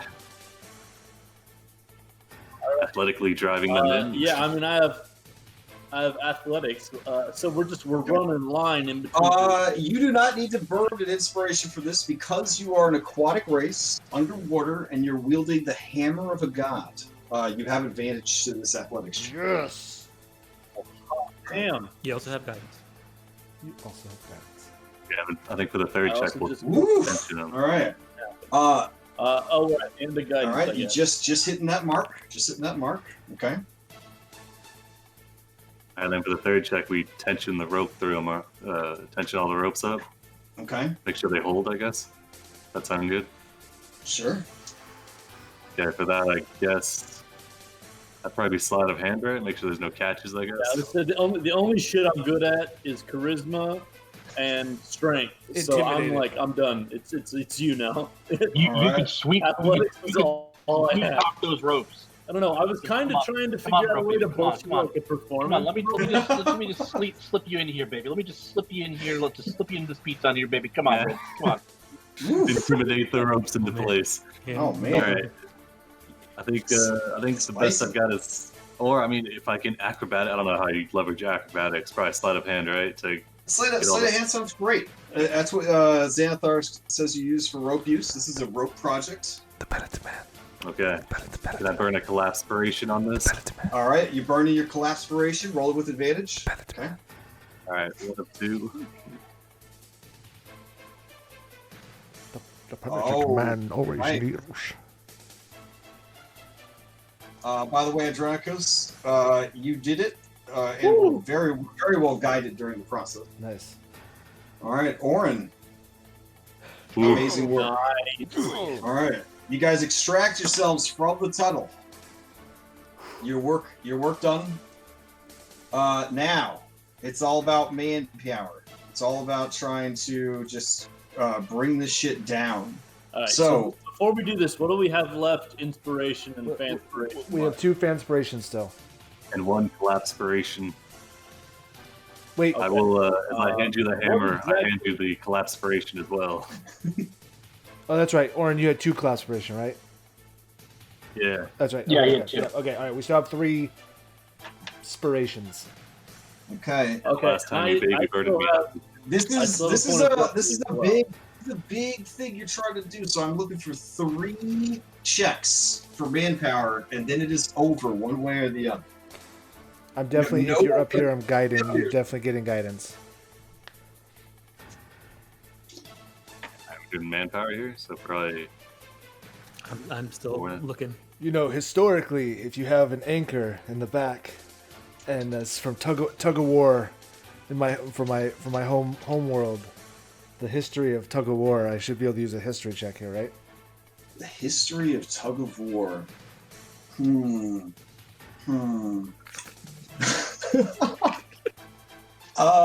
Sure.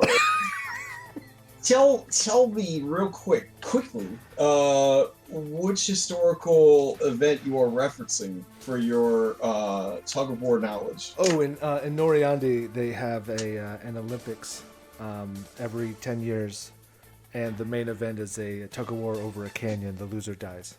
Oh, okay. That actually sounds Make like sure you something write that down if you haven't. I'm writing it down right now. That actually sounds like one of the Grand Spectre. So yeah, okay. Cool. Okay. Guidance, and I will use a Fanspiration. You want this blind, or is it history fine? Yeah, you can just roll it. You guys will know the results. I had thought about keeping all of them a secret till the very end, and then one after another in rapid succession, but that seemed very, very cruel. So, all right, success. You explained to everyone the best way to tug of war. Okay, everyone gets to the position in ascending weight order. So Sivo and the familiars are at the front. Yep. Big Booty Kyra at the back. Sadly, I'm still in front of Elpis. All right. I'm still passed out in sneak vision. I don't know. I mean, Sophia's made of metal, so. Okay. That's true. Yeah, Maya, they are rousing a bit down there. They are rousing a bit. They can feel something in the air is not right. Ooh. All right. So that's one. We need 2 more checks and it's over. All right. So can one of the checks be like Andronicus actually assaulting like the cave? Yeah.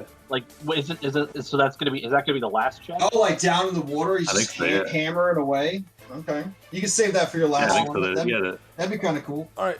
I think that's the plan. Yeah, he stays behind with the hammer, and then because he's got the swim speed, so he just hits the anchor point and then swims out. Yeah. In that case, we could just make that a straight up attack roll. You could just do a straight up attack roll. Well, do you need another roll from somebody else? Yeah, but we need one more manpower from somebody else. Yeah. Yep. And I'll Sophia will guide this person. Okay. I really don't have anything. I don't have any. I mean, I could try my own sweet talking to the rope and to myself, and, persuade myself to have the ability to do this. Okay, so you're gonna try to cheerlead everybody. One of the greatest leaders of the real world, the OG George Bush, he was a cheerleader. Actually, I think it was the little George Bush was a cheerleader. Either way, go ahead. He wasn't a great leader. Anyways, yeah, go ahead and do it. This would be a performance or persuasion. Well, I would say persuasion. All right, persuasion. I'm just trying to convince everyone. You're sweet talking everyone that they could do this thing. Okay. All right, let's see it.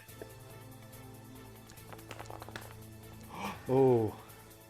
That looks scary. Ooh, these are honestly the best rolls of the whole campaign. I don't think. Yeah. Oh my God! All right, Andronicus, you just got to finish it up. It could be a flawless victory here. Use the collaboration. Yeah, use the collaboration. An attack roll. Be an attack roll to smash. I don't have the actual item in my inventory, but it's a +1 item. It's a +1, right? Yep. All right, so I'll just roll my trident, but then it'll be +1. Okay. Collaboration. Wait, are you proficient with warhammers, or is it? Just yeah. He's a paladin. Yeah, I'm proficient with all them weapons. Yeah. Oh, my bad. Deeply offended. Oof. All right. I think I rolled it. Yeah, you made it. It's a 15 with the collaboration. The vassals are none the wiser. They realize too late that they are now trapped inside. You guys let out a held breath at a successful mission. Ooh. The entire area just kind of shudders. The tunnel collapses. Yeah. It's sort of As the thing collapses, I'll pokeball my. Actually, no. It's I only have it for an hour. So, okay. Yeah, it's gone. It's probably gonna stay there. So you would have had to resummon it. Oh no, I guess we brought them back out. Yeah. All right. What I had to resummon it because it only lasts for an hour. Yeah, because you scouted out initially. Yeah, so you'd be down like both your wild shapes. Okay, yeah. So that's good. That's fine. All right. So down 2.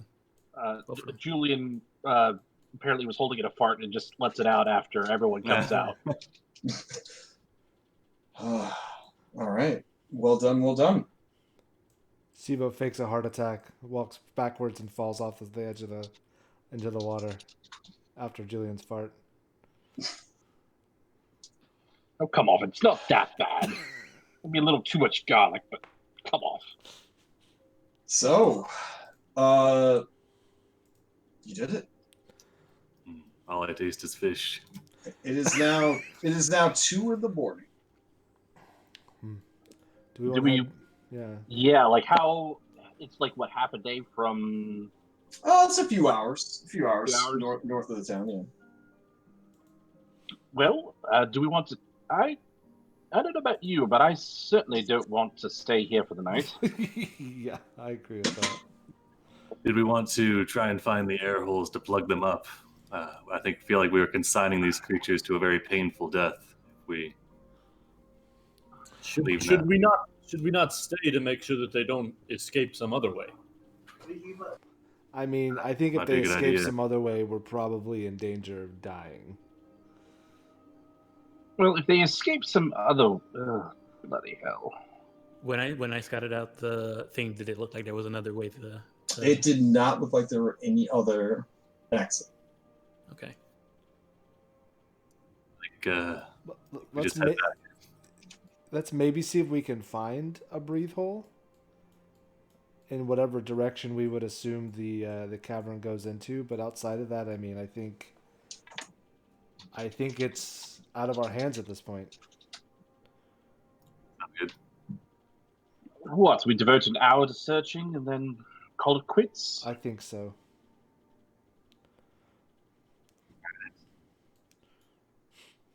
Based off of the way that you described the cave, this way is still north. So you're hoping for like a relatively large breathe hole rather than like a system of small fractures and cracks. Well, and, no, and we're nearby hoping for stone. a small system. We don't. Oh, want right. Yeah. You're trying to figure out where the air might be coming out. Yeah. Okay, that would definitely be a survival for sure. Yeah, Only we have a dwarf. I would also accept a nature check. Those are the two. That Do you want like a group check or like have our yeah. scout? I would be. Oh, if you want your scouts to do it, they could roll it. I feel like that would make more sense. Yeah, and she will get guidance. So. Sure. Yeah, guidance. I can help with nature and give her advantage. Okay. One member of the party that's being paid. All right. Oren, shh. Okay. Forgetting who Karina is. Wait, she's the hunter's daughter, right? Yes. Okay. Yep. The The last last surviving. surviving. I bet Halisa Descendant likes of to a hear you dragon. say that. You describe to her what you are looking for, and within about an hour, she does locate a series of cracks in the stone right around here.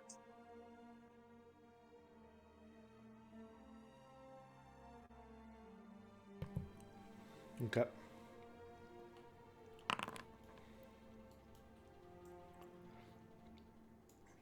All right. She kind of nods to it.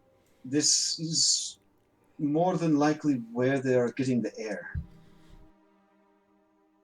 Or how much animal fat do you have?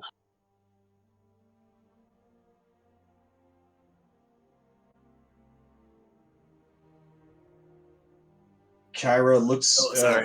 looks Oren up and down and says, "I don't know, like probably 20%."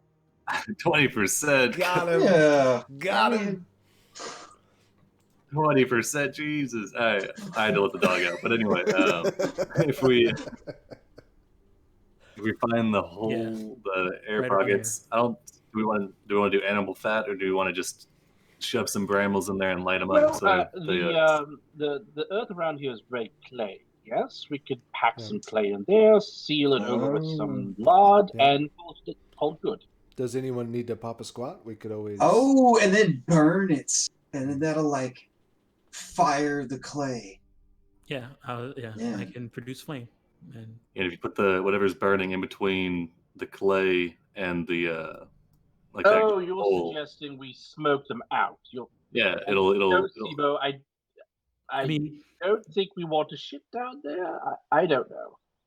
I visions of long basilisk tongues coming up and tickling your anus. Oh, one can dream. Don't threaten him with a good time. All right. So We start stuffing stuff into the holes. Clay.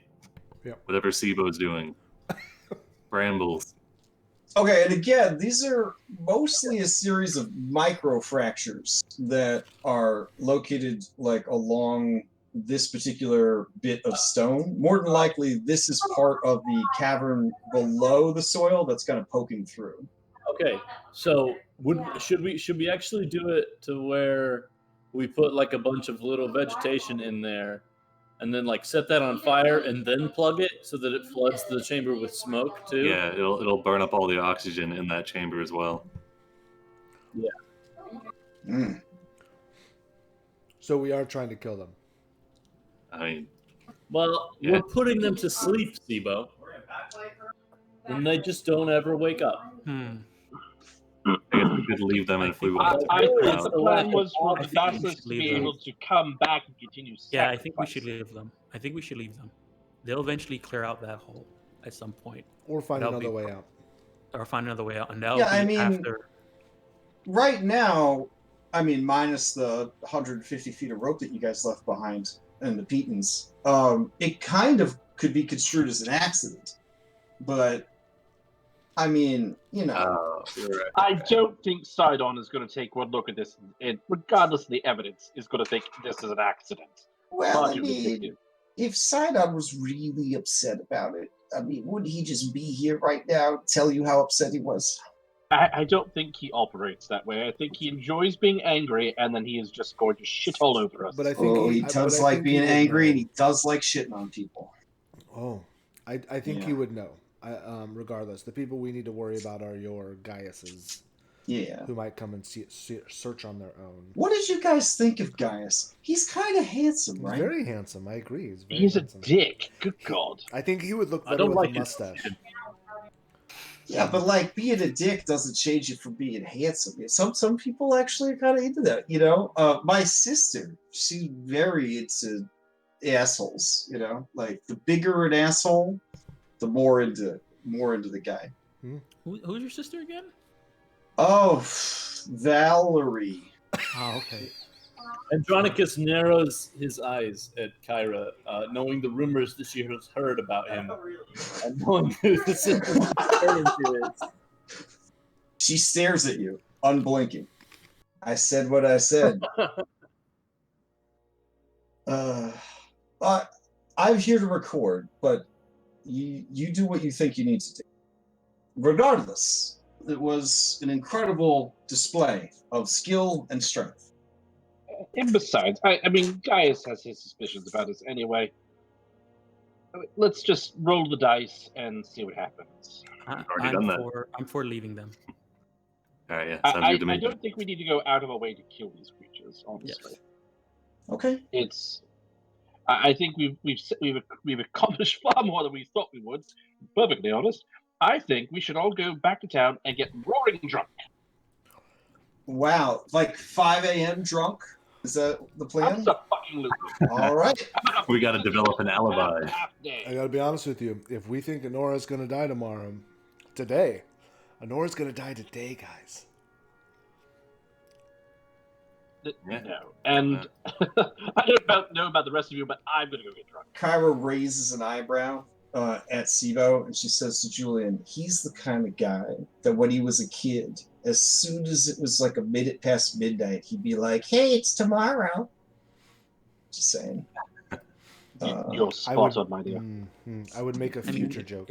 It is tomorrow. All right, let's go. All right, so you guys head out, journeying back to Astoria. Any pit stops on your way there? I No? don't think so. No. I don't think we need to make any pit stop. Works for I me. think one point of concern we should have is maybe an hour or two before the sacrifice is scheduled to take place, we should send Corinne out to post up and just make sure that no basilisks are coming down the river, because in that case we're gonna have to. I could send Sophia out and have her. She could get back to us faster. Corinna Yeah, that looks sounds good. terrified at your suggestion. So do you want me to scout them out and then do what if they decide to come? No, I think we could have Or even Sophia yell. keep an eye on the collapse. Yes, we don't Yeah, need to put that works. the sweet Korean in harm's way, do we? So am I going to be keeping an eye on the lair, or is No, Sophia. Okay. Okay. She seems a bit relieved. All right. You guys return. Those of you that would like to get some sleep, need some sleep. You do return to town very essentially early in the morning. I don't know if it's noteworthy or not. Do you use a gate to come into the city? Do you sneak into the How did we leave? That's a good question. Did we just sort of go traipsing out? I assumed you went out the north gate and just followed the river. I mean, that's... How long would it take us to go around and come in through the south gate? Maybe a couple extra hours. Yeah, it's probably worth it. I would suggest. But in order to go around, do we have to pass by the camp? Would we? No, we go around. You'd be going on the eastern side. East side. Okay. I point to north. That way's north, and that way's east. Okay. All right. You guys would have to cross. You would have to cross. You would have to cross the river for that particular maneuver. Yeah. But I'm assuming that you guys could cross the river, right? I mean, it should be fine. Especially with Andronicus, and there's no issues going on. Yeah, I've said that, but in Paradise Vale, I watched someone get like 3 ones in a row and basically drown trying to cross a stream. So I don't know. Not our Triton. He'll just David Hasselhoff that shit. He's got exactly. Take the inspiration for just mentioning the SpongeBob movie in passing. Good job. All right, so I'll take it. Yeah, David Hasselhoffs you guys back to Bikini Bottom. You all the way around, and around 8 a.m. You guys roll up into the city of Astoria, looking tired AF, but satisfied. The gate guards are there, and they look at you. Where have you been all night? We decided that we were going to go stargazing. It was quite fun. Stargazing? Yes. Haven't you ever just spent all evening looking up at the heavens, taking in its beauty? Never. You should try it sometime. It's wonderful. Classic historian. It is none of our business. Welcome back to Astoria. It is a somber day. Tonight, we must say goodbye to Princess Sonora. Don't remind me. Even now, and he shows you by pointing with his finger. Even now, people are already setting up near the Rock of Estor, trying to find a good seat to watch the spectacle. What the fuck? Is the line long already? And you can see that people are even trying to climb up this like Piedmont or whatever the fuck this is. Again, I barely went to school, you guys. Everything I've learned about the world, it was an accident. They're trying to climb up this thing so they can kind of look down and see. But yeah, they're doing everything they can to get good seats to watch the sacrifice. There are already, this early in the day, enterprising young men and women setting up their t-shirt stands and memorabilia, Princess Sonora in our hearts forever. They're getting all set up for that kind of stuff. I would like to buy one of those shirts. Okay. Is there a young bard, Elphus Jonathus, that is getting ready to write a song, Candle in the Wind, that sort of thing? Yeah, for sure. So there are obviously 2 different flavors of commemorative memorabilia, tasteful and not tasteful. Sibo, I will ask you, which of the flavors of memorabilia do you purchase? Describe the not tasteful for me real quick. It's got a almost lewd Anora No, tasteful. Wantingly calling out for Sidon. No, tasteful. No? Okay, tasteful. Gotcha. You feel like if Honora or Pythor saw the wanton lustful imagery, they would be smashed and destroyed. Yeah. Okay. Counterfeit sandal sellers. Any counterfeit sandal sellers? What a question. Yeah, because Kyra bought those 100 gold, 100 drachmae ones. You don't see anyone matching that sort of description. No. Mostly they are setting up this early in the day just to get a good position to sell food and drink and things like that. I mean, it sounds kind of fucked up, but people got to make a living. You know what I'm saying? They got to make a living. Yeah, if we get our that's actually a really good idea, Oren. I need to start putting a trademark on my sandals to see if they're genuine or not. You do hear someone, a familiar voice, call out, yes, please, do not crowd. It is a dangerous thing that is happening this evening. I understand some of you want to be as close as possible, but you are afraid. You have fear in your heart. Oh, do not worry. With a bodyguard as strong and brave as me, I will keep you safe from anything that might try to harm you. Any of the basilisks that break from the pack, I, Telemachus, will be there to keep you safe. And you do see that some people are kind of gathering around. He says, yes, it is I, the same Telemachus, who was raised up from a life of banditry to a life of heroics. That's my boy. By the heroes of prophecy. That's my boy. Though when I knew That's our new name. them, they were the heroes of the Heartlands. The heroes of my heart. And he kind of winks at one of the onlookers, and she blushes real hard and turns away. And he says, so, does anyone here require my spear and shield to keep you safe? Or my company to warm your heart when it breaks at the sight of Princess Honora's boyfriend destruction? Anyway, so that's happening there. It's my boy. Yeah, we could really run up his business if we went and talked. I'm gonna walk up and talk to him, give him a big hug. Oh, okay. As you do, there's a murmur through the crowd. He's telling the truth. He really does know the heroes of prophecy. And he embraces you, and he says, my friend, it has been too long. And you see tears streaming down his face as he embraces Siva. I try to cry also. Okay. My friend, Telemachus. Oh, what is this? And he shows you your new magical map. Where did this come from? Oh. This is new? That's right, I forgot about it. Yes. It is.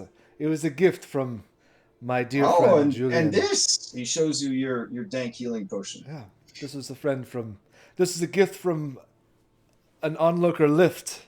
I don't know what that is. That's fine. Yeah. My friend, you are overburdened with treasures. Is there any way that your friend Telemachus can help you with that? You want me to give you my stuff? He looks confused and affronted. No! I am simply saying that I am here. I have a spear and a shield. I am offering my services. I have heard that you have a great deal of wealth because you do not pay your bard. I was testing you. Yes, I would love to have you help us. Ah, excellent. What can Telemachus do for you? I'm sorry, good people of Astoria. My talents are needed by the great heroes of the Oracle. And there was a murmur of sadness to the crowd.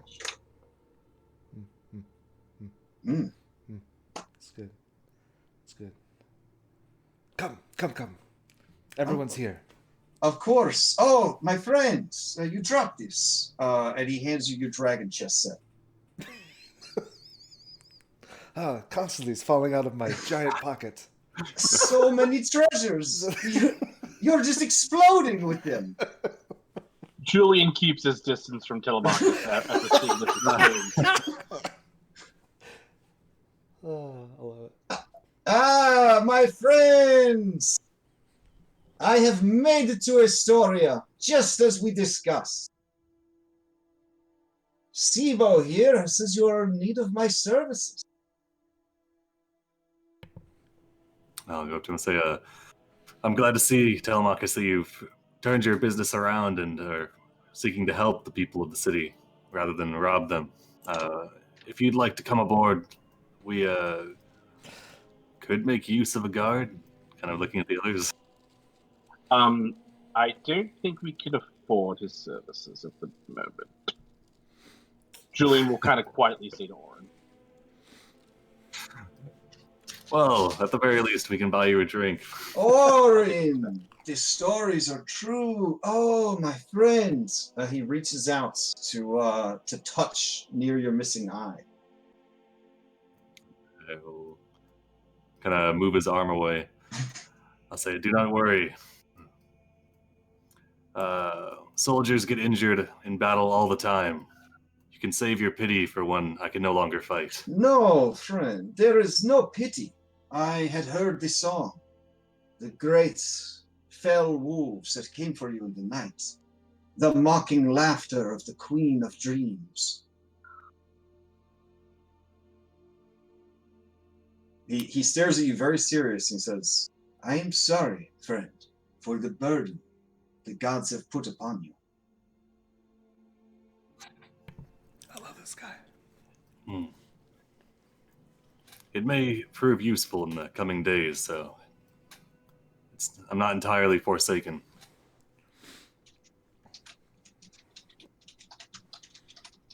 Now, I understand. You have your own business to attend to, and I mine. We will meet again, I have no doubt. I'd like that. Okay. All right. He kind of does a slight bow to you guys, and he heads out. Oh, I forgot. Sibo, I think you dropped this by the gates. He hands you your gold bracelet. No, thank you. I'll sew my pockets up one day. I appreciate it. You gotta get those false pockets that are like in the inside of the. Where's my fanny pack? All right. So, you have the rest of the day ahead of you. Do we know what time The ceremony will begin at sunset. Sunset. Crash, I Okay, sent you a message as well. OOC question. Oh, okay. We worked out with Kyra that it was 1 gold we're per going to pay day. 15 for the first week because we hadn't renegotiated the rate at that point. Am I remembering that correctly?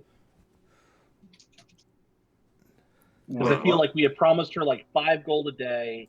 No. We did not promise her promised. that. There is no evidence that was ever actually confirmed. And then we worked her down. No, dude. No. She was never. No, she 1 totally, gold a day. Right. Yeah, she totally forgot. She was out of her gourd. So, on that note, I'm going to step away for a minute to refresh my drink. I'll be right back. Okay. Okay. Well, I think we need to settle up to make sure that our debts are paid at this point. Yeah. And then Julie Oren's would like to gonna go show you drinking. 2 shots. Yeah, so I think that what we've agreed to is that going forward, all funds gathered as a party, like from doing any type of adventuring activity, goes into the party funds, which we pay people out of. And any gold that we... Go ahead.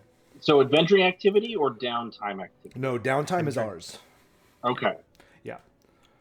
And I agreed. Sibo will, if we need it, Sibo will do downtime for gold, and whatever he gets will also go towards that if we need it. Like, it's one of those things that he would be fine with doing, to make sure that we can afford those things. Yeah, I think that's something Maya would probably be like that too. As well, Like, yeah. Yeah. But I think if we put 100% in going forward, we shouldn't have an issue. And then what we The make trouble on- is, like, we haven't been like coming across like treasure troves to like get up. I mean, we haven't really done anything that warrants a treasure trove. Yeah, because like we ignored all the money at Sidon's temple because we thought like, oh, we don't want to fuck that up, Right, but, and yet we destroyed the temple. well, no, but we took like 60% of like the first round of stuff that we got, so we have nothing currently in party. If we'd have put all of that in, then we would be fine right now. Like I think I passed out quite a bit the first 2 times. Do we have a actor for party loot that we can? Yeah. For party loot? No, I did the Google sheet. Oh, you have a Google sheet? Do you have? Can you put that? Is it in Discord? It is in Discord. I'll make sure that it was somewheres. Pinned. Yeah, I'll make sure that it was pinned. Would you prefer the Google sheet to handling it in Foundry? Would that be easier? Because I can make you a Foundry. Easier to modify sheet. Yeah, but I can do both. If we have one, I'll just update there whatever I put in the Google sheet. So I don't have a problem with doing both. Okay. Yeah, I've just been keeping track with the Discord chat for treasure that we gain. I'm such a nice guy. Okay. All right. Very giving. All the presents. You have the rest of the day. Are you planning to attend the ritual sacrifice of Honora? We gotta go get in line now if we want good seats. Sidonites view the rain as a good sign. They think that Sidon will be watching. He's just fucking weeping because we foiled his plan. Shut your mouth. You shout to the sky. And before this, and I want to see if there's actually peacocks wandering around the palace, because there is in the picture here. Oh, peacocks wandering around the palace. Yeah, they keep peacocks around the palace. I would definitely want to take a look at those. Okay. After that, one of Pythor's wives was a big fan of peacocks. So she kept a whole bunch. Now they just sort of run wild. Servants warn you to watch out because they are feral. Right. I want to exactly like American Zoo. Is it like a goose, like a feral peacock? It is more dangerous than a goose. More dangerous than a goose. Yeah. What? So like on the scale between goose and cassowary, peacock, it's right there in the middle. Oh, jeez. In that case, if there's a peacock around, I'm gonna take an hour to like do the whole study and see if I can get a. Okay. It's CR15, unfortunately. Dom, it's pinned in treasure. Okay, it's pinned in treasure. Okay. Each of your feathers, instead of having the little eyeball on it, it looks like it has a snake head. Like. Oh God. A leisure. Okay. And it's pinned. Yeah, you study a peacock. Okay. You may add peacock to your list of animal forms. All right, awesome. Unfortunately, you'd be a female peacock. You wouldn't be nearly as. For D&D purposes, let's see. What does it stands for a peacock here? It's a medium beast. Medium? Peacock's really that big? Yeah. I mean, they're huge. Okay. A peacock can actually fly. It's very slow on the ground. It's got keen sight and smell, and pack tactics. What? What CR is it? It is technically CR0. Oh wow. Okay. Yeah. So even just with all that, it's CR0. That's crazy. So for everyone's FYI, we've had 61 drachmae as a party to date. Oh really? Yeah. Wait, how much do we have currently? 6. Oh yeah, that makes sense. That checks out. Yeah. Well, we were paying for a lot of people to pay the boatmen, so. Yeah. A lot of humans. Yeah, correct. That's kind of where most of that went. Maybe Honora being saved will revitalize Pythor into our magical sugar daddy. We can. One can only hope. Yeah. The sacrifice is later on tonight, correct? Or is it going to be? Yeah, sunset. Okay. And that.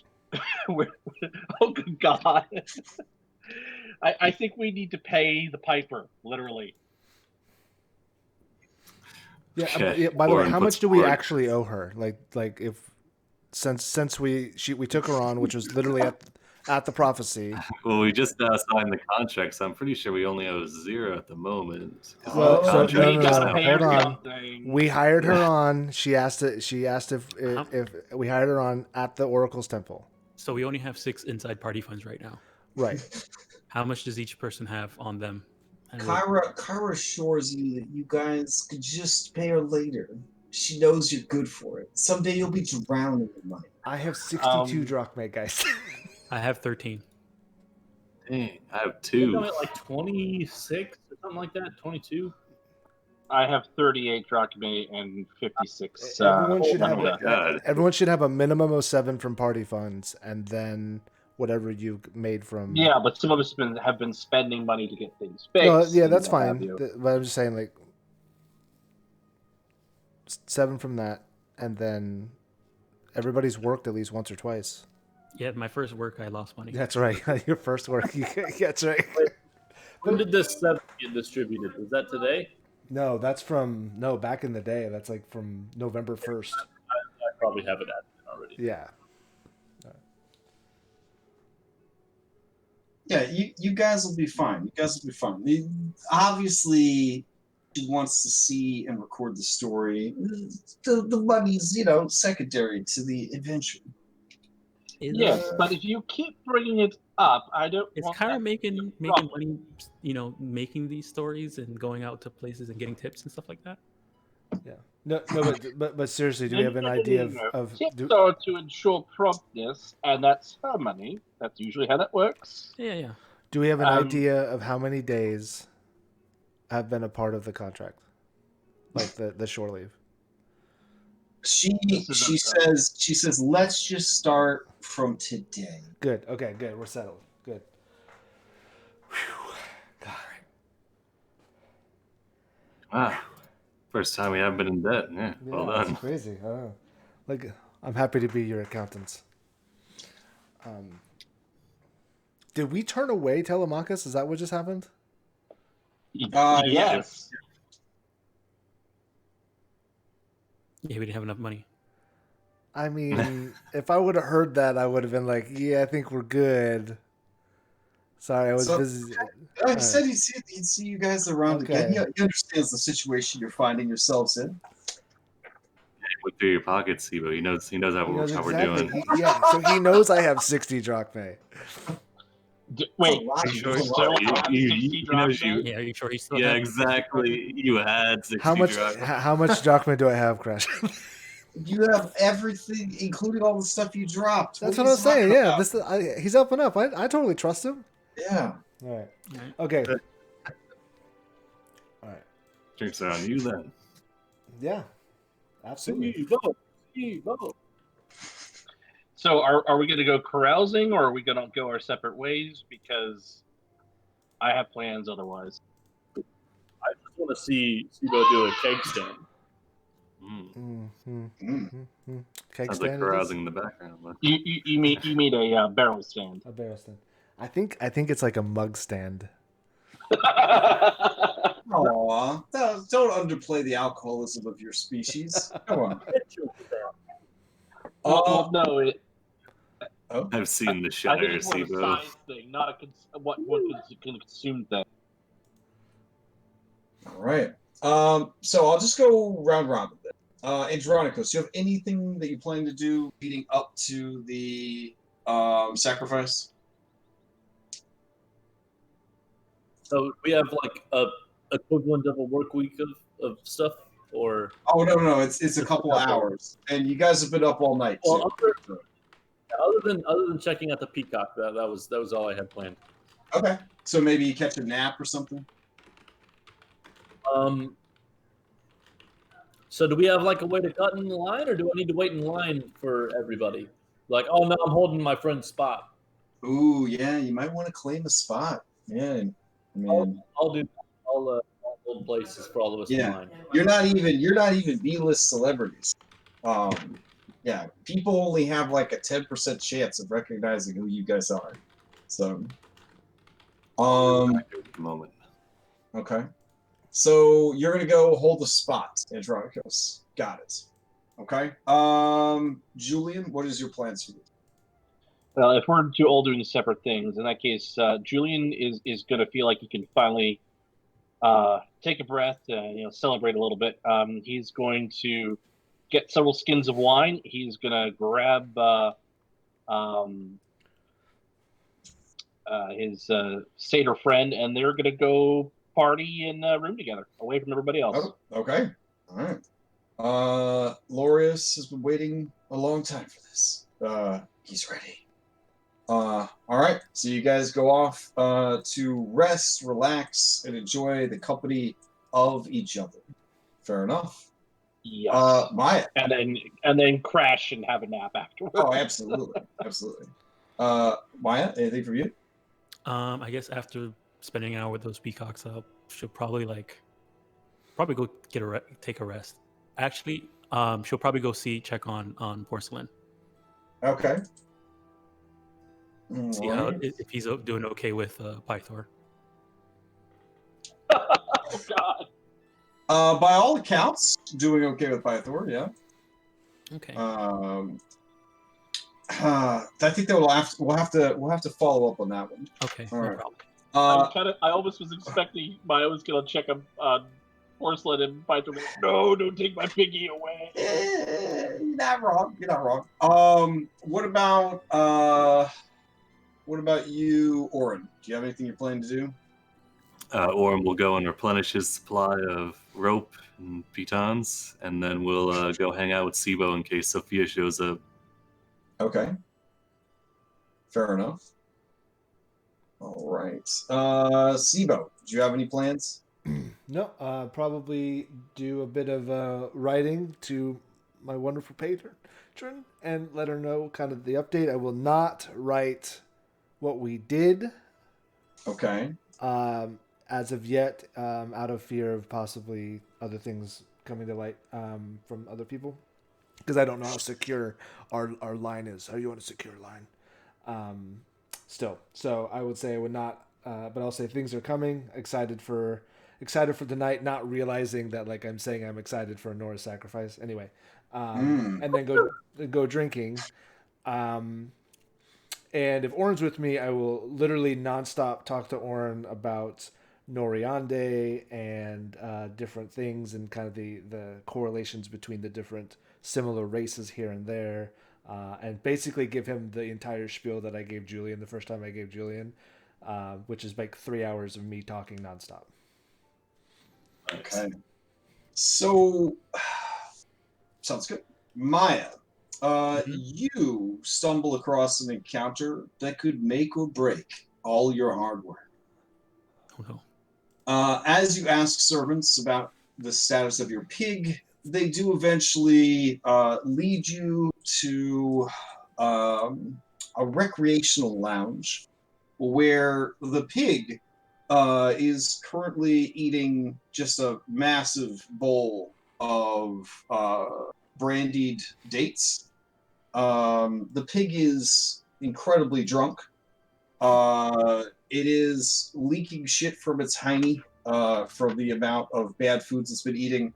And as the shit is dripping from its butt, it is dripping onto the beard and chest of a passed out King Pythor, who my God! At first you thought was a pile of furs and dirty blankets, but it is actually King Pythor. And you were not wrong.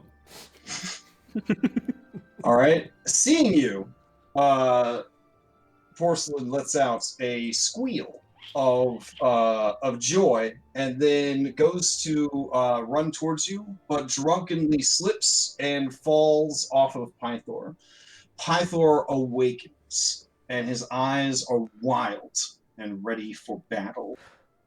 He reaches for his weapon, but there is none. Instead, he just grabs a nearby chaise lounge type piece of furniture and breaks it with his offhand, and begins brandishing the leg of it like a club. He bellows at you. You come for my girl? You come for my girl? And he rushes at you. Okay. What are you gonna do? I guess I'll try and dodge. Okay. Yeah, most of it. All right, let me check some stuff real quick. Oh, did we take the hammer back to him? I don't think you took the hammer back No, yet. I don't think Not we did. yet. That would have been a good idea. We might need it. Okay. That's fair. I'll try and dodge and call out to him as I have not come for your daughter. Okay. As you're dodging out of the way, he brings the piece of furniture down, hitting the wall behind you. It explodes the piece of furniture into a cloud of splinters. Your snakes recoil inside their hood, and he swings an open fist towards you. His eyes are wild, frothing at the stinky beard. He says, you.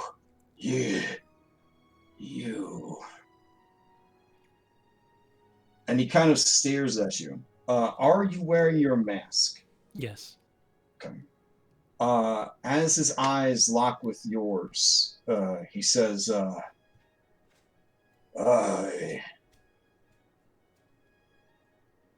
it's you.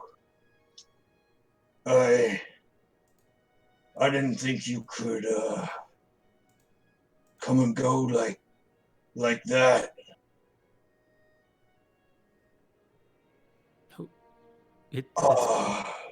I'm so sorry for what happened. But you can't take her from me. You promised. You promised you wouldn't take this one. Remember?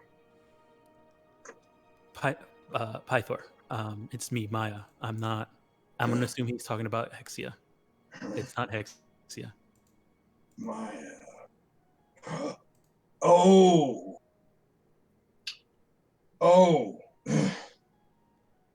Yeah. You're the pig owner. Did you take care of the problem?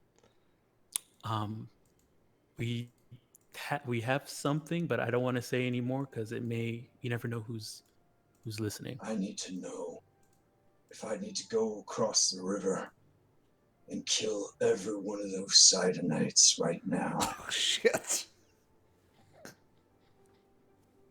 You do not. Not right Boy, now. it's good there. So everything's okay then?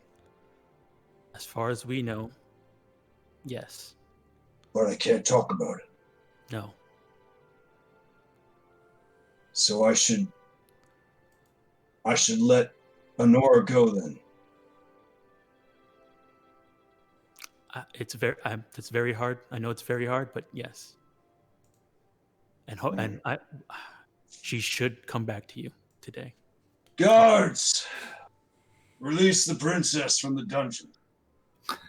Jeez. Okay.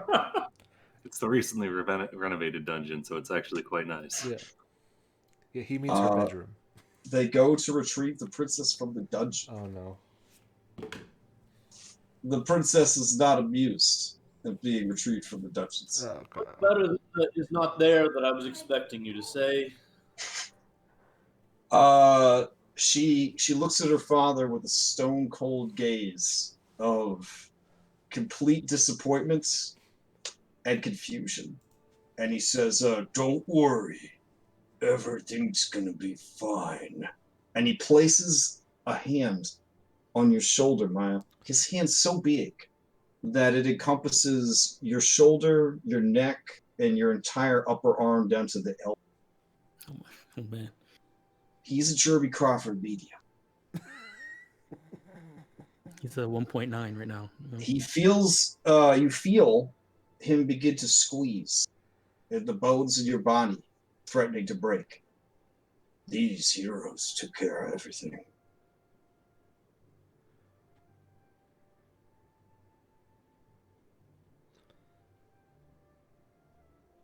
and it's real tense in the room. And he turns to you and he says, "Right." Okay. And I'll nod. Wait, who's in there? So, do you want me to go, or you think that would look good or bad? And she stands and looks at him. He looks like a Bigfoot that paid 15 people on Craigslist to like shit on him. He's just a disaster.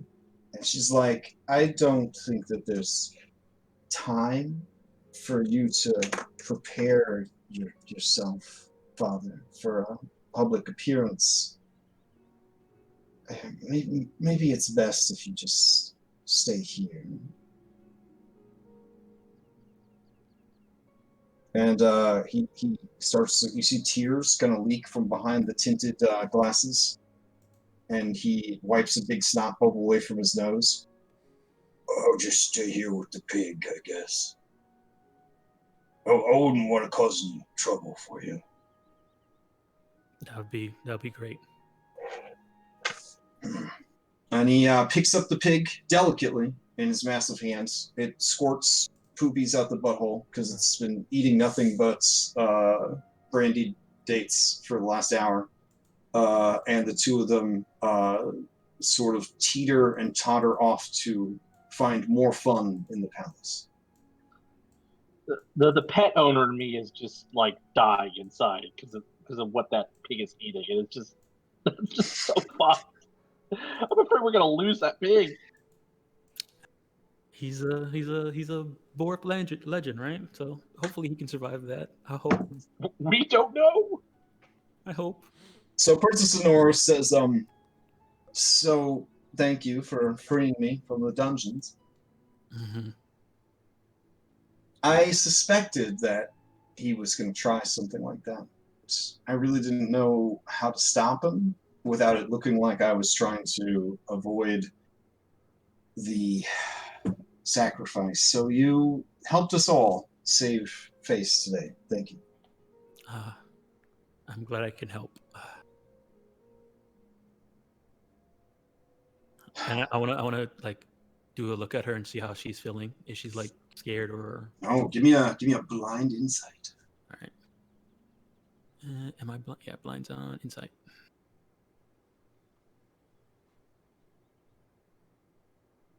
Mm-hmm. Mm-hmm.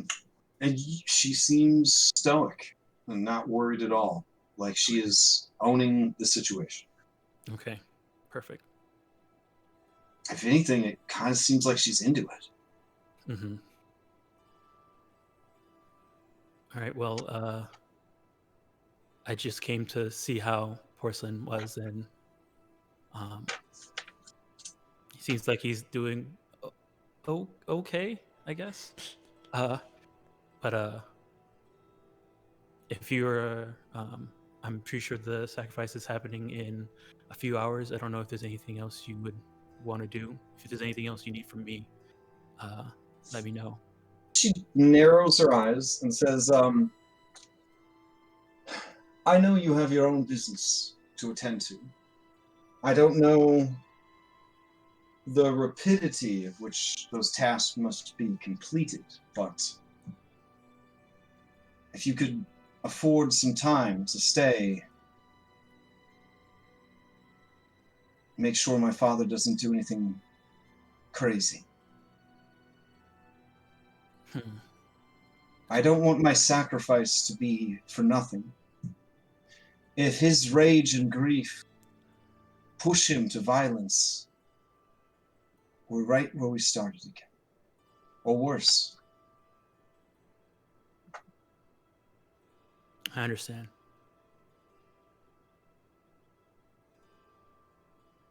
I guess what I'll do is try and find a place in the palace to like just keep an eye out and relax for a bit until it's time to head down. All right. Fair enough. I will load up the Rock of Esther then.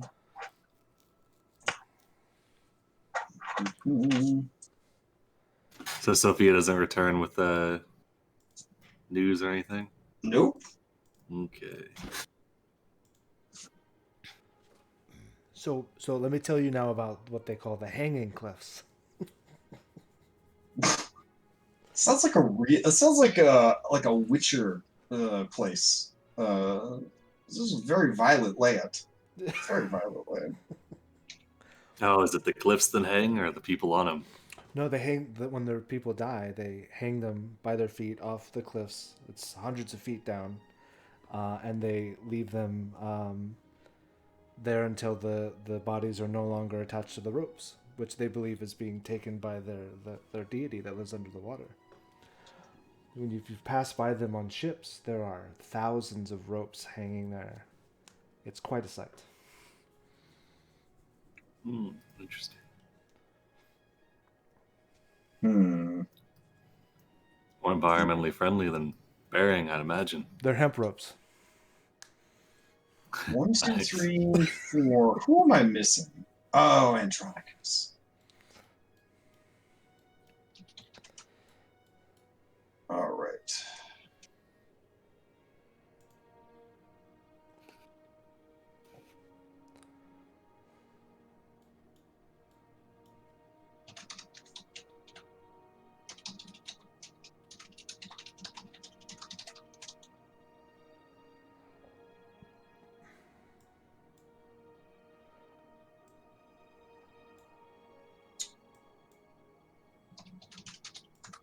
All right. So you guys arrive at the Rock of Esther. Let me see what I got to do. Oh, I these believe doppelgangers, it would seem. Oh, you have doppelgangers there? All right. Mhm. Let me delete the extras. Oh, yeah, because you were here earlier. Sivo? we've just No, Sivo. Maya? Sivo? There we go. That should be everybody, right? Oh, so no, there's Lambo here and Sivo here. We gotta get rid of Lambo. Oh my God, how many SIBOs are there? There's two man. Mayas right next. Yeah, there you go. Okay. And Yeah, that's a great I skit, guess I wouldn't have stopped Laureus from coming, but I don't we know if he would want to join us. He still isn't able to do this painting that he was tasked with doing because he doesn't really have any, idea where he could buy paint and stuff. But maybe he will go looking for those supplies. Does he need any money, or is he set on that? He got his own money. Okay. So, Julian would have been, yeah, no, that's all would good. have treated him if he'd asked, but never mind. All right. Yeah. Are these doors supposed to be closed or are they open? No, they're open. And are these walls here that these people are standing around and can't see through, or? Well, there are windows and stuff. Windows, but okay. yeah. And then there's like hills, right, that they're on that they're looking Down through to and it, over okay. and stuff. Yeah. This is an open roof structure, essentially. Okay. The better to let the rain in and let the gods see what is going on. All right. Speaking of which, there we go. Ooh, nice. Before we got here, we wanted to. As soon as you turn on that rain, it thundered here.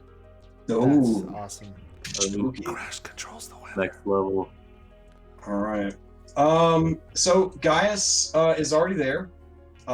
His dragon kind of makes a show of its presence before finally perching on the walls, and then like a cat sort of walking along the walls and eventually settling down over here to observe. It definitely has a wow factor that the people cannot ignore. All right. Honora arrives, and she is flanked by priests.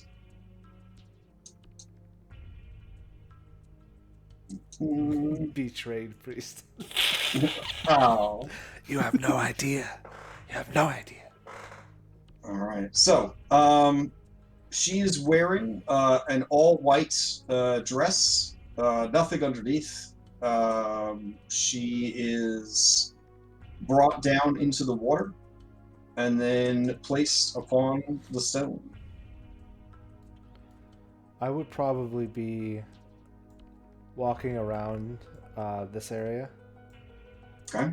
Almost doing kind of slow triangles. Okay. But I want to be able to see everything, so I'm going to stand right here. Okay. As the appointed hour draws near, 3 winged women appear in the sky.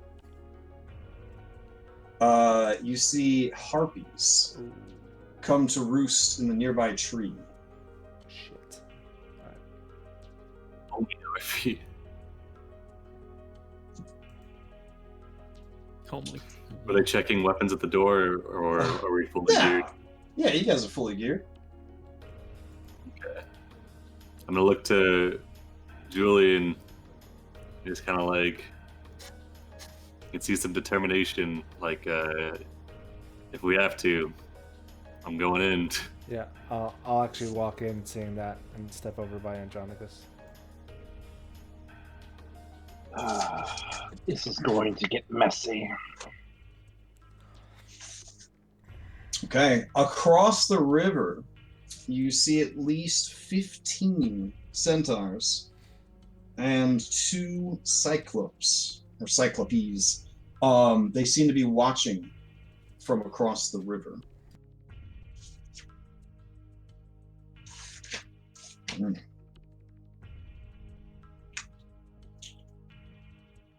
All right. Let's see. Do the harpies look like they're wearing like Gaius's colors or anything like that, or do they look like they are perhaps the new means of sacrifice? Resident nerd, history nerd, who actually took expertise in history, can tell you that the harpies are favored creatures of Lutheria. Long ago, there was a splendid city. Basically, this setting's like Atlantis. That was where the sirens lived.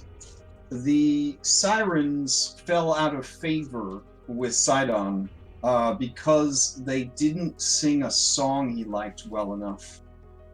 So he destroyed their entire civilization. Damn. From those that were left, they began to sort of devolve from a perfect race of essentially angels, like perfect humans with angel wings, to become more and more bird-like with more and more avian features. Those that really screw up, and other people as well, become cursed with the curse of the harpy. And they take on the worst characteristic of man and hunting bird, essentially. So harpies are most usually cursed sirens, but they can actually hail from other species as well. They are, unlike sirens, they are cruel. They use their magical songs and voices to control, manipulate, and lure in prey. They are very, very feral and vicious and evil by the standards of all species, including like natives. They are considered bad news. Their presence, of course, immediately has people whispering that it seems the sacrifice is so great that even Lutheria sent witnesses. Okay, so the implication being that potentially they're not there to help and assist, but maybe just there to witness. That's the indication. Okay, good. Okay. Shit. All right, with a booming voice, unenhanced by magic, just a normal booming voice, Gaius addresses Honora and the assembled people. Princess Honora, you are being chained to the sacrificial rock of Estor, namesake of your city. once a great hero of the people. You are to remain here until the sun rises. If you step away from the rock, or intervene on your behalf, the city will suffer the wrath of our great lord Sidon. But if you willingly stay and place your life in his hands, you make right what has gone wrong here in the story. We're gonna make them fucking love Sidon because they're gonna think that Sidon was merciful. God damn it. It's fine. It's totally fine. Yeah. The people kind of gasp and murmur. And Honora looks at him and she nods. And then he says, you are not some oxen. You are a woman. Beautiful. Wise. Do you have any words for your people before we begin? And she kind of nods to him and she says, yes. People of Astoria,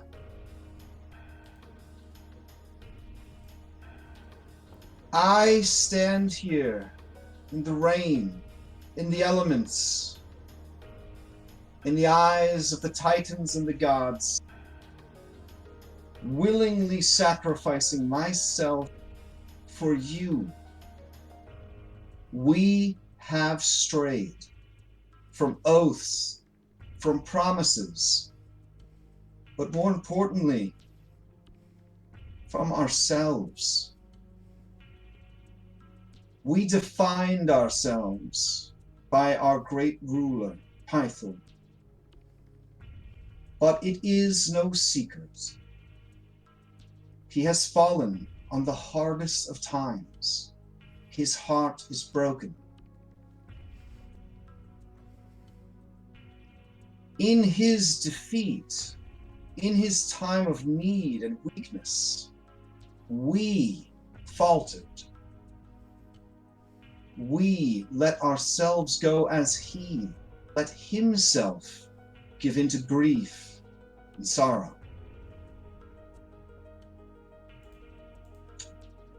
We ignored the oaths that our ancestors had sworn, oaths that maintained centuries of peace. Tonight, that will be made right. And while I will not be here to walk beside you when the sun rises, in a way, I will always be with you. And I want us to walk a path of righteous piety, not just to the Titans, but to the five gods. Be better. Become the people that King Pythor needs you to be. Show him what it means to be great, so that he can be great once again. Know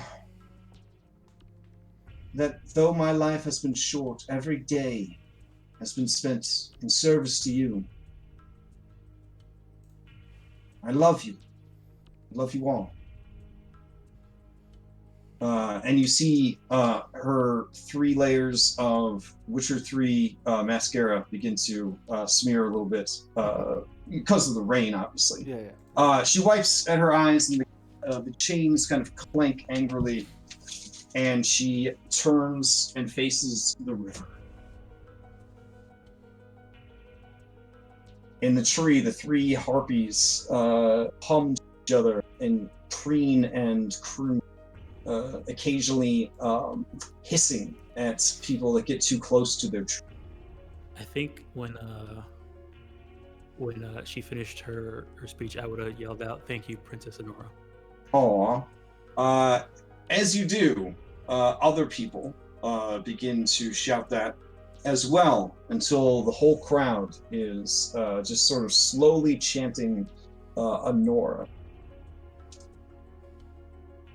Gaius looks over the crowd and he smiles because he's doing a good job here today. Boss is going to be really happy. He saved this whole city from being destroyed. Good job, Gaius. He gives himself a little pat on the pauldron. All right. I'll probably try to start walking around and telling people to pray that the five lend her their strength and their courage. And like I'll kind of like try to give her your faith. The five could protect her, and kind of whisper it around, even walking over here and out here as well. You do, but you are met with some resistance. People want to know why King Pythor is not even here to watch his own daughter's sacrifice. He's gathering the five. He's doing what he can to keep her strong and give her courage. Just lend her your faith. Pray to the five. Some onlookers, hearing you say he's gathering the five, are confused. No, not gathering the five. He's whatever. He's conduiting. He's working. Whatever. Not like gathering them. Yeah. Communing with him. Communing. Thank you. Yeah. Okay. Yeah. Not gathering, but just he's communing. Okay. All right. The people, it is a mix of sorrow and excitement, because honestly, this is a big deal celebrity. It's just going to be eaten alive in front of you. It's kind of exciting. Right. Yeah. I just need one in every five to do it so that people can see them doing it. Okay. As you are making your way through the crowds, you do bump into someone, and they turn to you and say, "Hey, careful! I am working this section of the crowd." Oh. Sibo, my friend! How auspicious to see you again in the same day. I know. What are you up to? Let's yeah, fuck it. I'm getting everyone to pray to the five to Oh, this is a good idea. give Praying. Honora their strength. Yes. I see. Okay. Yeah. And That's all? You just need people to pray? I just need people to pray audibly so that everyone can hear that people are praying to the five. Oh. Okay. And verse C? No, I don't say that. That's fine. All right. Yeah. Well, I see what I can do. Oh, my friend, it's very embarrassing, but here, you dropped this. Oh, my he hands you your pouch of 60 drachma. Yeah. Oh, thank you. You know, I take 2 out and I hand it to him. Thank you. I Oh. keep dropping these things. Thank you for handing Oh, it back to me. this is so generous. Thank you. Thank you. He begins to make his way through the crowd, and he says, if you pray to the five, Honora will live. Oh, I have heard this. Yes. It is that simple. And he just keeps making his way through the crowd. If you pray to the five, Pythor will come here on a great stallion of lightning, and he will fight to save his daughter. shit. And he just keeps making his way through the crowd. All right. Is Gaius? Does he look like he's official standing up there, or is he just like standing there? Like, would it be weird if I stood next to Gaius? I mean, it'd be a little weird, but yeah. I mean, he's sort of like, it would be like, I don't know if you've ever been to church. It would be like walking up in mass and like standing next to the priest while they're giving their book report. You know what I'm saying? Yeah. Yeah. I put on an altar boy's outfit. And then I Okay. I mean, you could try to get his attention, see if he wants to, step away. I mean, no, he's Okay. fine. If he was more like done with the official part and just sort of watching from there, I was gonna jump. okay. But no, since he's still being super. Nah, official, he's pulling that, like, Marine real stand stoically in the rain kind of deal. Like, yeah. I'm not crying. Here. The dragon does not seem to mind the rain at all. She occasionally looks up, kind of yawns lazily, looks around, and then kind of resettles herself on her perch. Every time she does anything, there's just oohs and ahs from the crowd. Okay. The priestesses leave so that she can get eaten by herself. Okay. All right.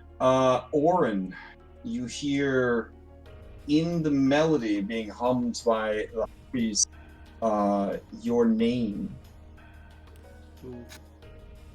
And the melody being hummed by the harpies? Yeah, the harpies over here in this tree to the north. The harpies that are our favorite creature of Theria. Oh, great. Okay. Anytime they catch your eye, you can see that all three of them just watch your every move, like three cats watching a mouse.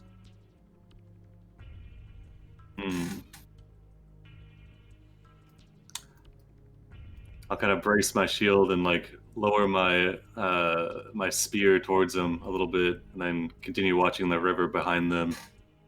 Mm-hmm. One of them turns and follows your gaze and looks up the river, and then kind of looks back at you and raises an eyebrow. I'll just stay there. In amongst the crowd, are people like eating and drinking and things like that, or is it pretty somber, pretty respectful spectacle? I want to be honest. People are fucking garbage. They're eating. They're drinking. Yeah, it's not. Yeah, it's not. I mean, maybe they're trying it to be somber, but you know, they're here all night. You know what I'm saying? So. Mm-hmm. Well, in that case, Julian would take out one of his wine skins and offer it to Orin, saying, "Steady on, old man. You need something to warm yourself, to steady yourself." And he'll offer him the wine skin. Orin will take it, taking a kind of a quick sip, but keeps his eyes on the river. Julian will take So it back. He'll can. pour out a little, and then he'll drink from it right away.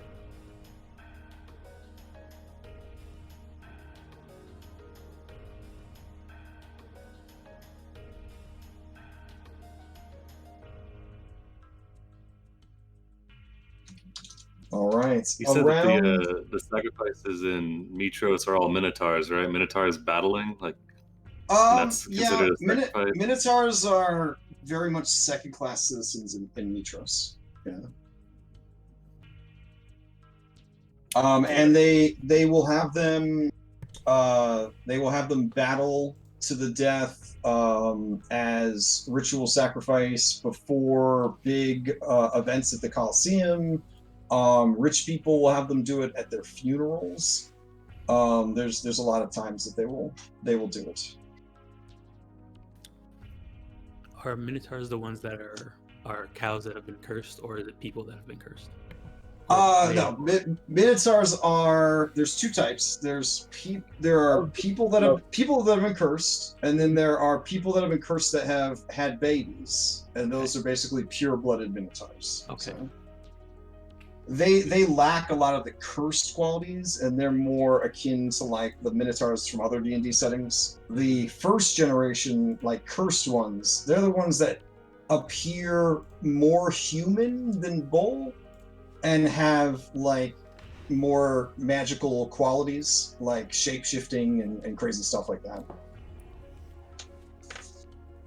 Or he'll kind of sigh. He'll say to Julian, "These historians, even their sacrifices lack sport."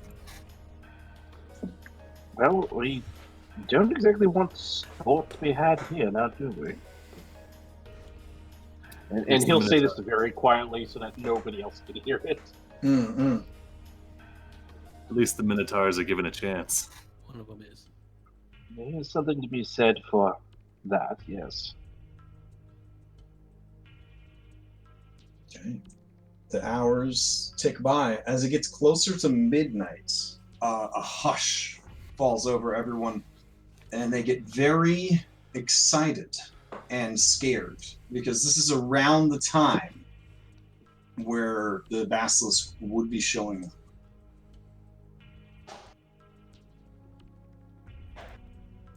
Everyone's eyes are on the water and on the stone.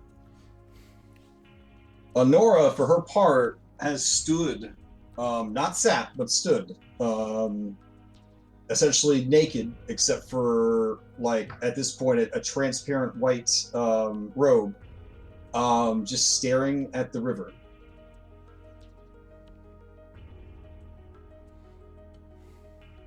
You see the dragon rustle and flex its wings, and it looks northwards towards the river with great interest. Sophia's still in the air, right? Sophia, yeah. Where's Sophia? You have not heard from Sophia? She's dead. Shit. And she's out of range for telepathy, so you're Yeah. unsure. Yeah, you have no idea where she is or what she is doing. Yeah. But she gets her instructions to like come back if like the basilisks were on their way. Yep. If she saw them, right? And the question would be is if she's, did they... Following the dragon's gaze, you see some of the harpies up north as well, and then people begin to murmur.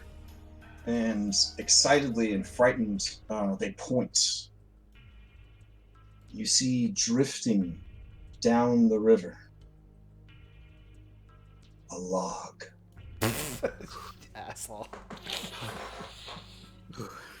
You said a log, like a wooden log or A stone log. Letting out sort of a icy breath of boredom, the dragon refolds her wings and settles herself back down with much pomp and circumstance as she does. The harpies all let out raspberries of frustration and sit grumpily on their branch. You hear a sigh of relief and disappointment go through the crowd. Gaius looks a little confused. Midnight comes and goes.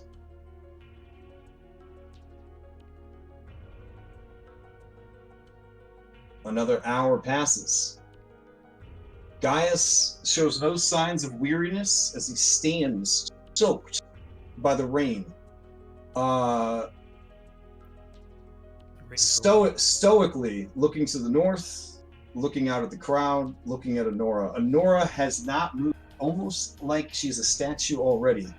She stands shivering just a bit. So it's 70 degrees, so it's not that bad. Kind of just staring out into the river.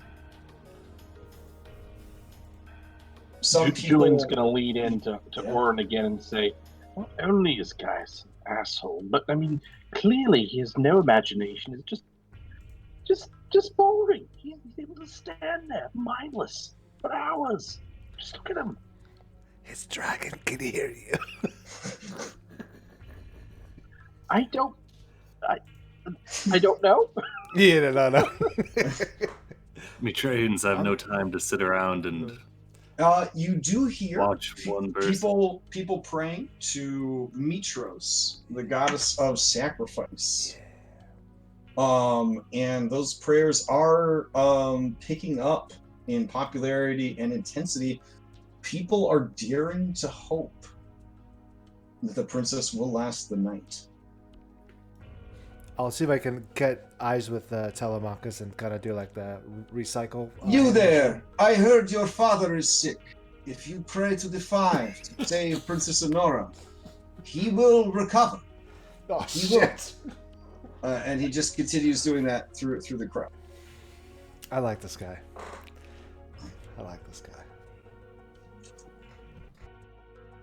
All right.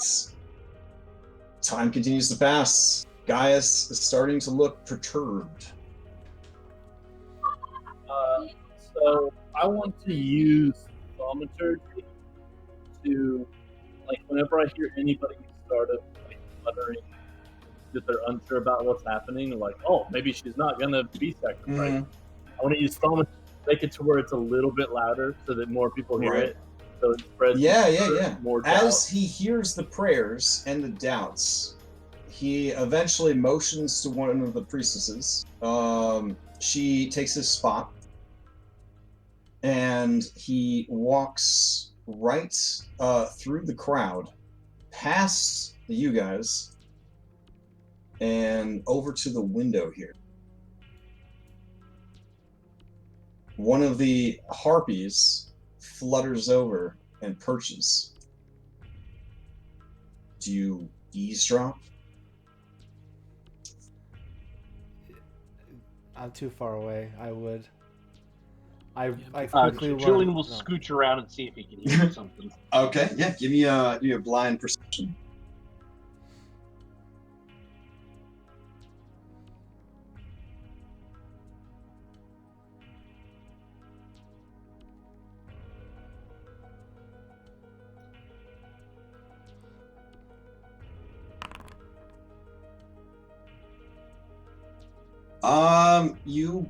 You basically hear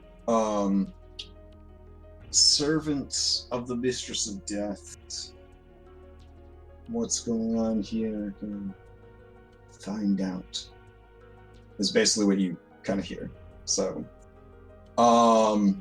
in Fae, or Sylvan. Sorry, it's what we. Okay, good. Because I was about to say I don't speak Fae. I do speak Sylvan. Sorry, it's used interchangeably in the book. The harpy nods and flies, and kind of swats at another one with her wings, and the two of them fly off, leaving one behind. They are flying towards the north. I mean, from the river, it doesn't look like much has happened, right? No. No, yeah. Everything happened underwater. How much longer do we have? Gosh, you gotta make it till morning, so when the sun rises. Yeah, so... Julian will, after hearing part of that exchange, will go back to Ohlen and he will quietly say to him, those harpies are going to go investigate. I hope they don't run into Sophia or find anything else that we might have left behind.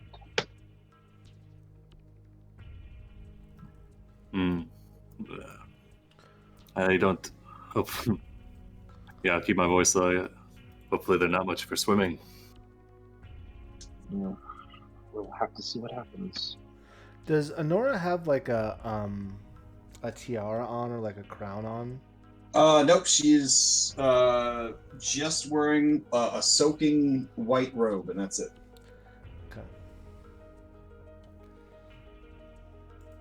All right. Time continues to pass. Would I get the impression I want to get an unseen servant out and cast light on a bracelet and have the unseen servant carry it out to her? Okay. Would I get the impression that would be interfering? Like, I do not want to interfere. It seems that Gaius and the other Sidonites are pretty pissed and confused. Yeah, so it would, yeah. Okay, cool. You know, the dragon would see it too. That would be a mustache incident all over again. Oh yeah, exactly. Yeah, that's what I mean. I would like to walk up to Gaius and put a mustache on him. Oh my gosh. No. Okay, yeah. Then I'll definitely refrain from doing that. Yeah, just try to. We're getting close to sunrise here. We're getting close. Let's see. Do the harpies return at some point, or they stay out? That's what I'm checking real quick. Oh, okay. Yeah. What do your harpy eyes see? All right, so we're in spring, so technically 6 a.m. you should be good. Okay. I think it's sacrificed. It really sucks because you're out there for way longer. Yeah. And it's cold. All right. The crowd gasps around 5:36-ish, and points to the north. You can see that the rain is starting to let up, and they're pointing at something making its way towards the sacrifice. The dragon lazily shakes its wings loose of the coil that it has kind of formed and flexes them, letting the hint of morning kind of dance across her scales. She too looks to the north. Looking to the north, you simply see the harpies return.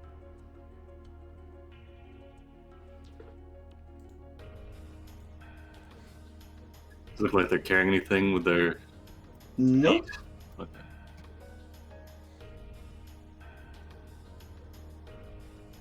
All right.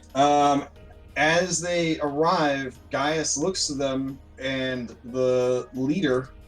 She just sort of shrugs at him. He lets out a long, low, just kind of exhale, closes his eyes, and nods stoically.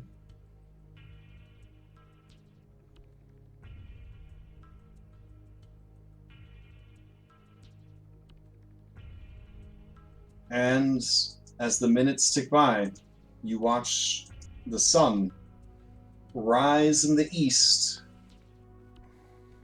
and shed its light upon Astoria, and the people let out cries of exultation. Praise the five. Right. Many people cry out. Their prayers to Mitros and the five have been answered. There are people, of course, who credit Sidon with being merciful. Gaius looks dour. That face. That is exactly the face he's making right now. Yeah. The priestesses look impressed and confused. They look skyward, and you can tell that they are saying prayers to Sidon and his mercy. And they wade out to free the princess. Realizing what has happened, she begins to shake, nearly to the point of falling over. They remove the shackles, and she turns to face the people. Her hair completely lank and soaked from the rain. She is led through the water back towards them, and they are just cheering. And you see that her face is stricken with relief and shock at what has transpired. Do we have like towels or something? I can press the digitator. Yeah. I mean, honestly, like blow dryer. Yeah. Maybe she's born with it. As she passed by, I want to like go up a little close and try and get her to look at me and say, "Thank you for your sacrifice," and say it out loud. Yeah, and I'll do the same thing after Maya does it. Oh damn! Hearing you say this, Gaius looks over at you, and then he looks at Nora and says, "It seems Sidon needed only to see your courage, princess. Thank you for your sacrifice." Nice. And then the whole crowd begins to murmur that as she is sort of led to the gates. Yeah. Julian would, after she's passed by Gaius, Julian kind of made his way through the crowd, and he wears like a cape, or like he would take that off and he would put that around her shoulders so she has a little bit more dignity about her exit. All right. As she, as you're doing that and she's heading to the exit, you see that a palanquin, I think that's what it's called, arrives carried by 4 palace guards. People murmur, how would they know? Do you think that it was there to collect her body? And then others say, there wouldn't have been the body. The basilisk would have ate her. How could they have known? Is it for another? And then Telemachus says, no, it is because you prayed hard enough. Yes. This palanquin was sent by the gods. Nice. We need to get him on payroll stat. Yes. And the one guy was like holding the palanquin. Was like, no, I just I heard this morning that I needed to get down here because the princess would need to be picked up. I was very surprised, woken from a slumber by a minotaur, very strange looking, white, fuzzy, a very big head. It was like the back half of it was deflated somehow. No. I told her to return that, get her money back. It's Kyra. But who am I to question? So I came. And we were right. Princess, we will take you back to the palace. And Enora, who has been up all day and all nights, being rained on, waiting to be eaten alive, waves them off. Says, I will walk the streets of my city. But thank you. And barefoot, she's going to walk all the way back to the palace. No. Julian will go up to her and ask, do you wish an escort? She smiles at you and reaches for your arm. Do you pro-offer it? I do. Okay. All right, people cheer as the two of you begin to walk through the streets, and people whisper, who is that man? Who is the man on the arm of the princess? And many of them try and make fame checks, but your fame is low, that they have no idea who you are. Until they hear someone say, that is my best friend, Darius. No, wait. Julius. And everyone says, oh, Julius. Oh. Close enough. Who is that? He is one of the great heroes, you might say. The 2.0. Nice. At this point, there is a sudden breeze of wind that goes by Telemachus. He falls to his knees, grasping at his groin, unable to breathe. I would like to try to pick his pocket. Okay. Oh shit! Give me a blind sleight of hand. Okay. As I'm like helping him up. If you fail, you're gonna play it off like you were trying to help him up. Yeah. I was like, oh, I was trying to help. Yeah. Oh yeah, it's pretty bad. It's pretty bad. Yeah, you're all up in his. You're all up in his shit. He just starts exploding people's personal trinkets everywhere.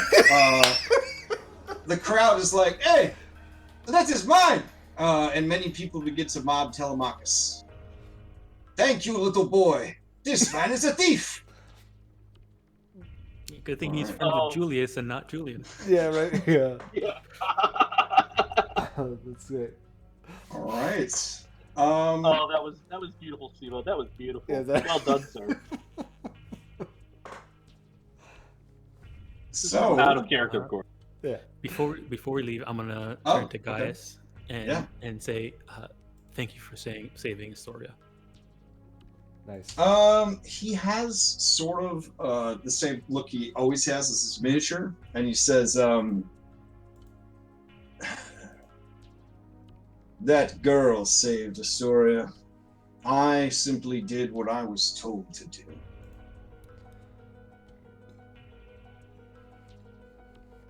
We have no reason to stay here any longer. Camp will be breaking. We will be returning to the south. I'm gonna do the like forearm clasp thing with Gaius, and just be like, I hope next time we meet as if not friends, at least not enemies.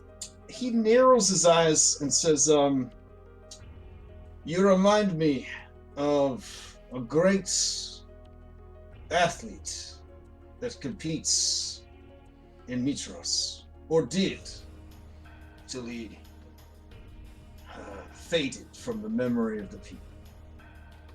Perhaps this year, if your journey allows for it, you'll be competing in great games. I feel that this will be the greatest great games ever hosted, and should my duties allow it, I will be competing. Then I would not miss it. All right. He nods to you.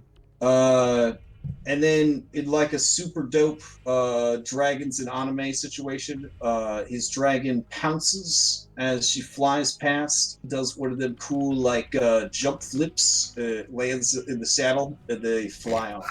Damn, sick. He was just styling right there. Shit. He was really playing. He didn't want to get a 1 there. Yeah, for sure. He definitely burned some inspiration for that one. He's like, I can't goof this shit. Yeah, so they're gonna, for the next couple weeks, break up the camp and leave. Right.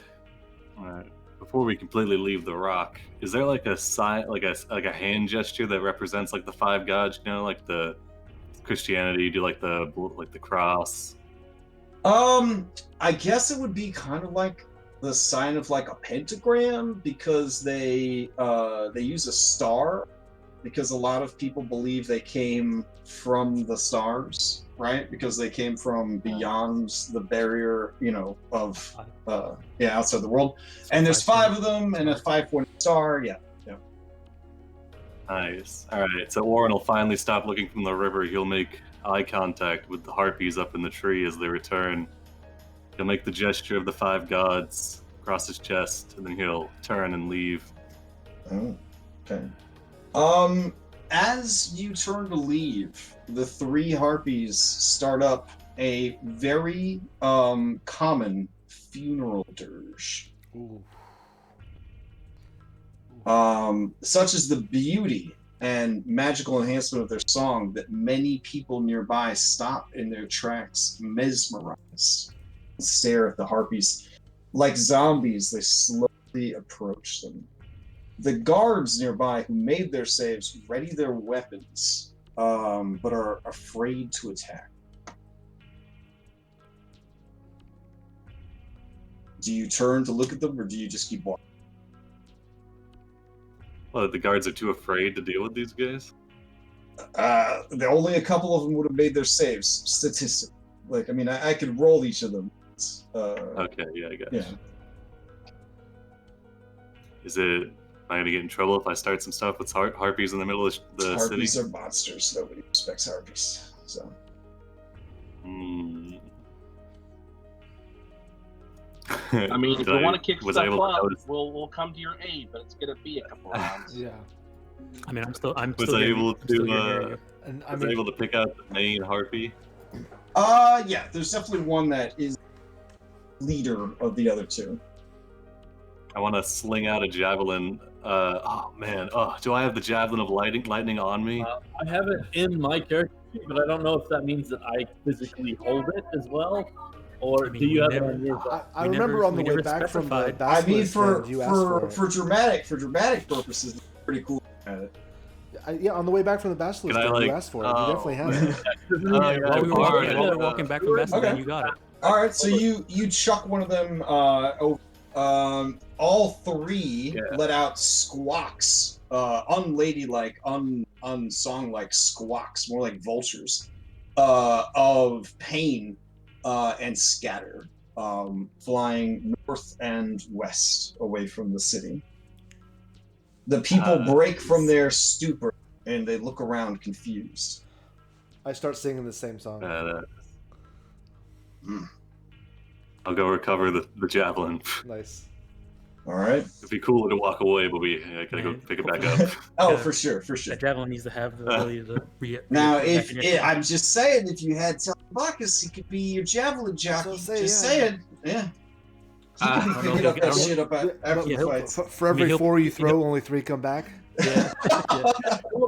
His My money got coming back. friends, this is official merchandise. Have you not heard of the Heroes of Prophecy? This javelin was very recently thrown by none other than Oreo of the Heroes of Prophecy, friend of Julius. Yeah, I mean, it's, could happen. This Could is happen. good. This is good. Good thing he's not a bard. So, you do your long meandering walk, and then you make it back to Palace. People follow the procession the entire way, in awe of the strength that Honora possesses. There are whisperings that if only Pythor would step down, she could lead us to greatness. Greatness like we've never known. Alright, when you guys arrive back at the palace, Pythor's there. He pick her up like she a little baby, and he throw her in the air.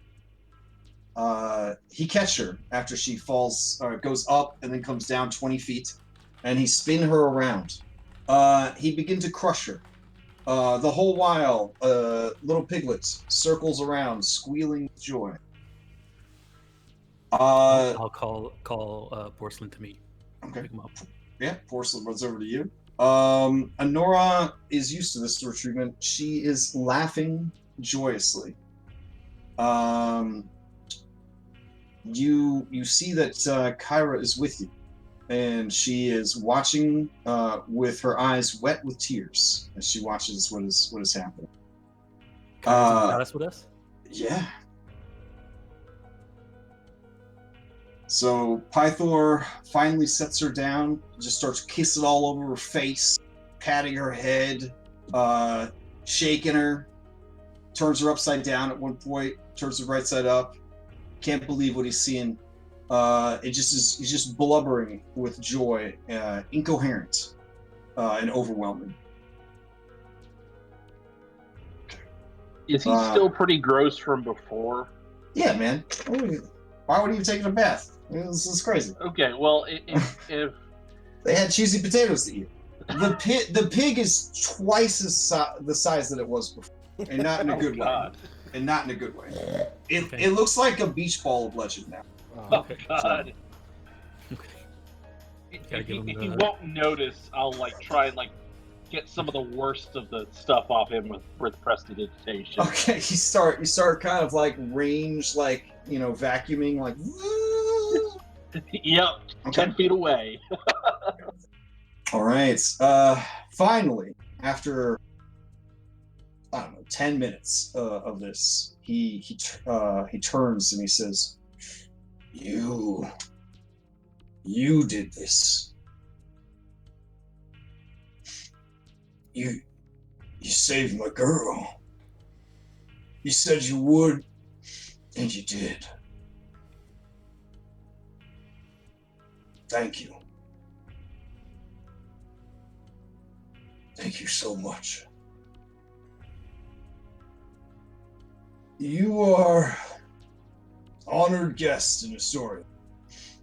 You can come and go as you please in the palace. Stay here as long as you like.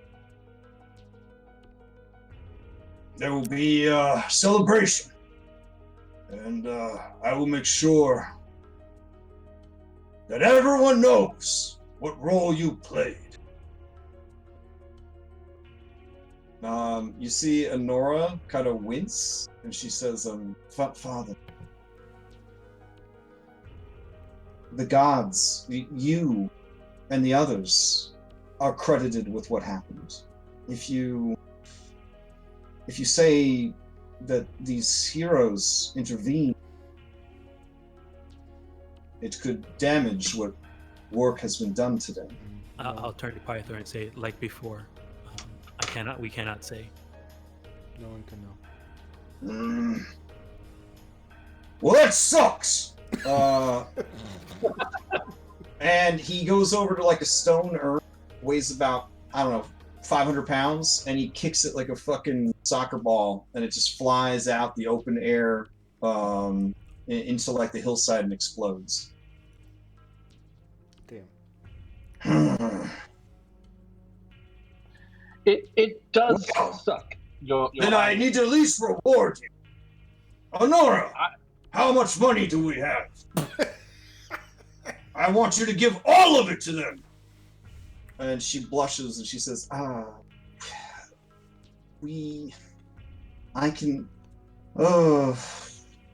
Father, I will arrange a reward for these heroes, of course. But not all of them. You need to stop. You need to stop doing that. You can't just, everything can't just be super grandiose. You have to, moderation, Father. Moderation. Is it just me, or am I getting clean? Just standing here. All things in moderation. Is my sister visiting? Valis, are you around? Are you hiding somewhere? I think I don't know how to take care of myself.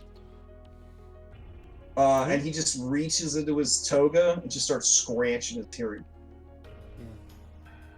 I'm going to continue cleaning him from a distance since he doesn't seem to be picking up on it. Okay. And if I get him all clean, I will make a lipstick mark appear on one of his cheeks, like as if Valis had come and cleaned him and then kissed him. Oh, okay. Yeah, he's pretty out of it. So he's overwhelmed emotionally. Plus he's got god level alcohol. So the ordeal of everything's amounts. So clean and kissed. Pythor stumbles on the bed.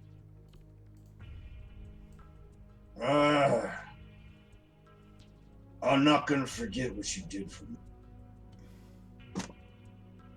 Come on, pig. It's nap time. And Porcelain tries to fight free of your grasp to get to King Python.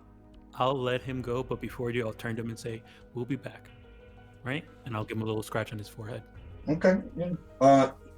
He kind of roots around where your beard should be, trying to find snacks. Not finding any, kind of shakes his head in disgust and runs after. He's in paradise right now. Yeah.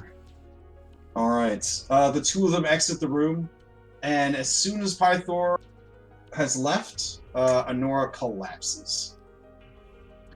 Julian will catch her. Okay. Oh, okay. She is KO.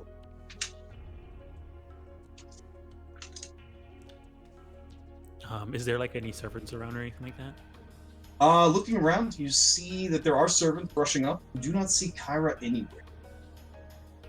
I guess I would ask one of the servants, do you know where Honora's chambers are? Of course. We will take it from. Thank you so much for nothing. And they wink at you. Mm-hmm. Julian will wink back, and as I'm assuming the servants take Princess Honora, he will take back his cloak. Okay. His cape, whatever. Yeah, his cape. He wears a cape. Okay. Superman. Well, you are guests at the palace, so you could crash there if you want. There are events transpiring now. There will be a wine festival starting later today. There will be plays and sport and many merchants. It was intended to take people's minds off of their sadness, but now it's just Lutheria celebrating the mercy of her great brother / husband / baby daddy, and reminding people that the Titans know mercy and can mete it out when it is deserved. Turning to Sibo and figuring out what I guess I would by now figure out, like, I don't know, did you let us know that you were starting the whole thing with the prayers to the five? No, Sibo decided that after kind of seeing how the ritual started because he hadn't seen it before. So would you have let us know afterwards? That I did it? Yes. Yeah, for sure. Okay. Then I would turn to you and say, maybe we should continue that during this festival.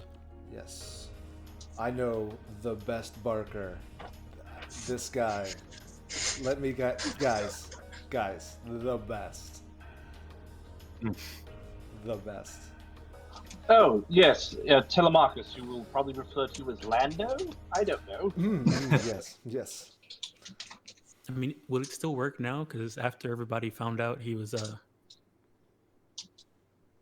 who knows, maybe.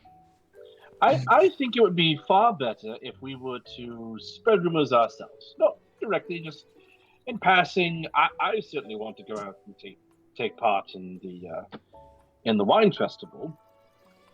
And Julian will lick his lips at the prospect of all this wine to be had. I don't know about the rest of you, but we can bring up in conversation. I mean, with revelry such as this, we'll get around.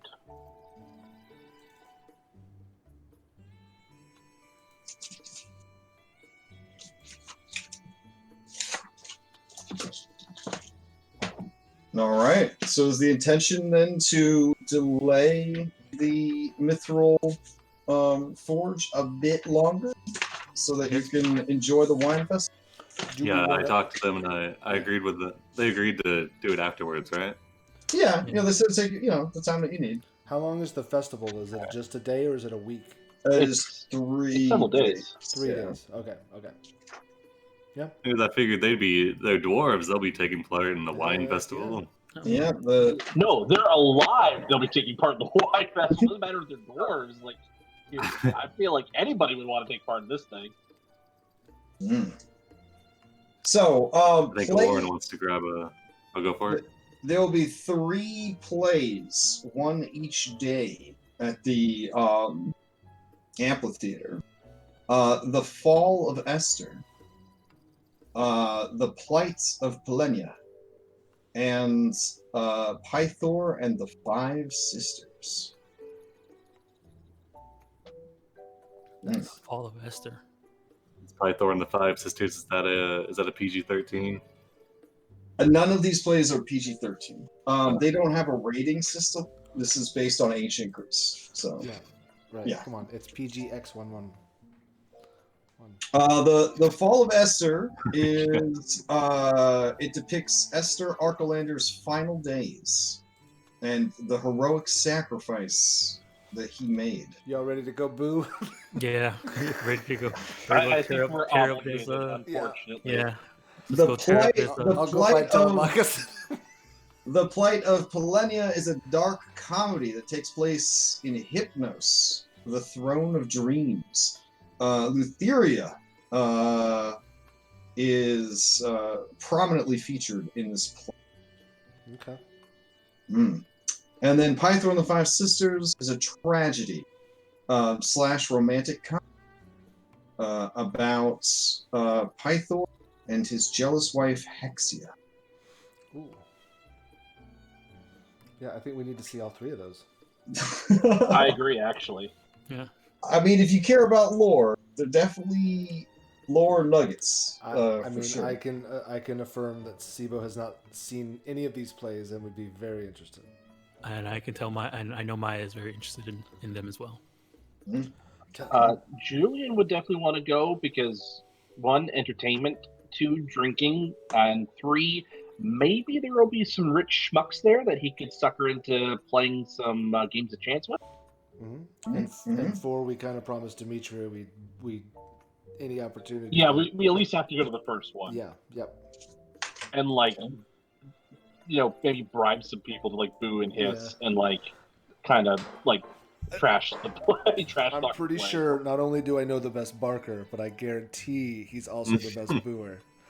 Crowd insider. Yes, I think that is a perfect job for Telemachus. See, he's already there. He's. I got Sophia and Telemachus. They're my 2 pets. Oh no. Well, we are supposed to spread the truth. So I don't know. Do we have to No, I agree with you. I think that we probably can use this as like a baseline for kind of what is being spread, right? I mean, for me, that would be something I wouldn't know. Well, anyway. I mean, we can say like we could have him like spread what is true. I mean, here's the issue. Like, I kind of brought this up with Gaius before the sacrifice, and he's like, "Everybody knows he was a scumbag. What are you talking about?" So, like, what truth are we spreading that people don't know? Okay, so then we're not spreading truth. We're just gonna try and emphasize he's a schmuck. Right? Yeah. Like that. I guess that kind of caught me off guard. I didn't bring it up later, but die. Well, to make some real world comparisons. Okay, Chris Brown beat the shit out of Rihanna, and everybody still loved Chris Brown, love his music. You know what I'm saying? Like, yeah, people turn a blind eye when power, money, talent, looks, exception. When it's something exceptional that they like, they will turn a blind eye to everything else. Esther represents to them the super soldier. You know, like he was a total badass, and maybe he did some fucked up shit, but like, he got things done. They owe everything to him. Is how people feel about it. Yeah. It ain't pretty, but that's kind of how it is. So. Okay. But yeah, like, it's just like real life, where if you were like, America's great, read an American history book written before the year 2010. It's like a story of how great America is and how much the indigenous people wanted to give away their land to the new settlers and all that jazz. Yeah, it's a tough situation. Learned people, scholars, historians, people that actually take the time to like process information and look critically at things. Yeah, they're gonna be like, yeah, like, Esther was like a total like psychopath. He was a war. He was a horrible person. But average Joe on the street, they hear about Esther, they're gonna be like, yeah, he's a badass. We owe everything to him. Mm-hmm. Yeah, it's not a pretty situation. Well, our agreement was to spread the truth. We didn't promise we were going to be successful with it. Yeah, it's fair. Yeah. Okay, so if there's anything in that, I guess what we can say is just if there's anything in that play that like is like obviously not truth from what we know. It's going to be a play. The truth is going to be blown out the fucking window. It's going to be. All right. So you want to know how much hype there is for Esther being a big shot hero? There is a promo adventure that they wrote for this campaign series where you play as Esther and his homies in like the big decisive battle that helped lead to the Age of People. So like even the writers are on Team Esther. Don't worry, Telemachus and I will there you go. Stage and acted on as it was. Oh man, like out in the crowd, you're going to be acting like how it was. Yeah, you're going to be interrupting this beautiful play. Oh man, it's going to be like Julian is not going to be sitting anywhere near Sibo. Actually, the way it really went down. Oh no! All right. Yeah. Telemachus, here's what you got to say. I'll bring you guys over to the amphitheater. So here's the thing about these plays. All right. In the other group, we ran like one of the plays, and I actually did the whole fucking play. Yeah, I don't want to do that. And it occurred to me afterward, I was like, that was a lot more than we really needed.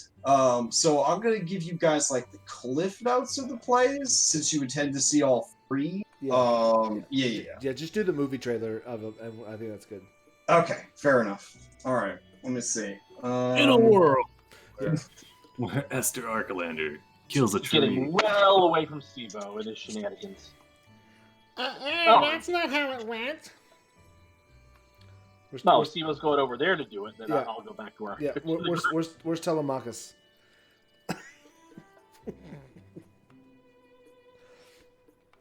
Okay, here we go.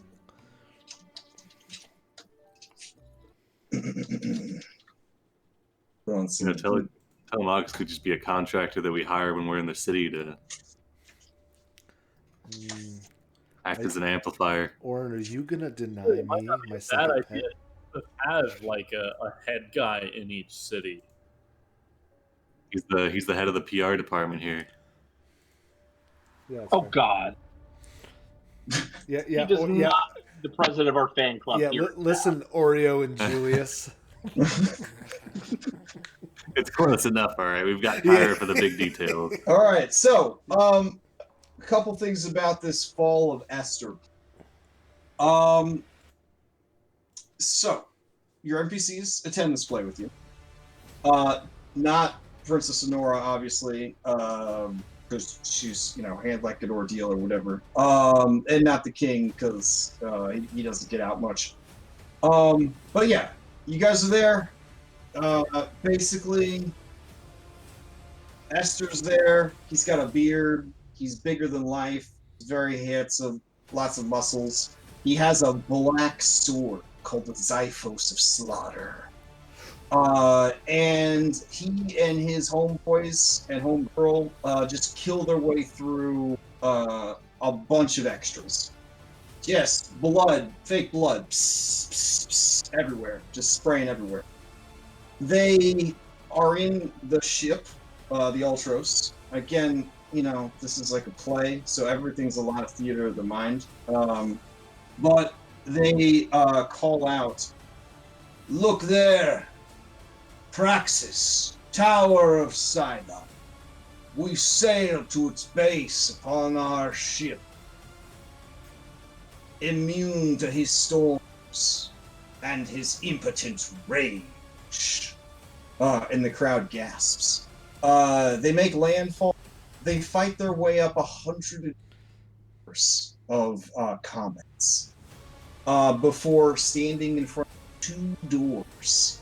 The doors look so ominous that a young elven boy would need a large key to open. They're obviously final boss monster doors.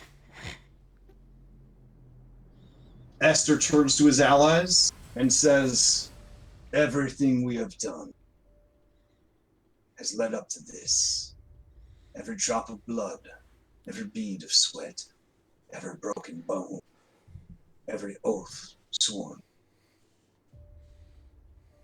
My friends, this is the final hour. Go through those doors, and we leave victorious or not at all. Do you stand with me?" And one by one, his super dope action hero ally all nod grimly at the crowd.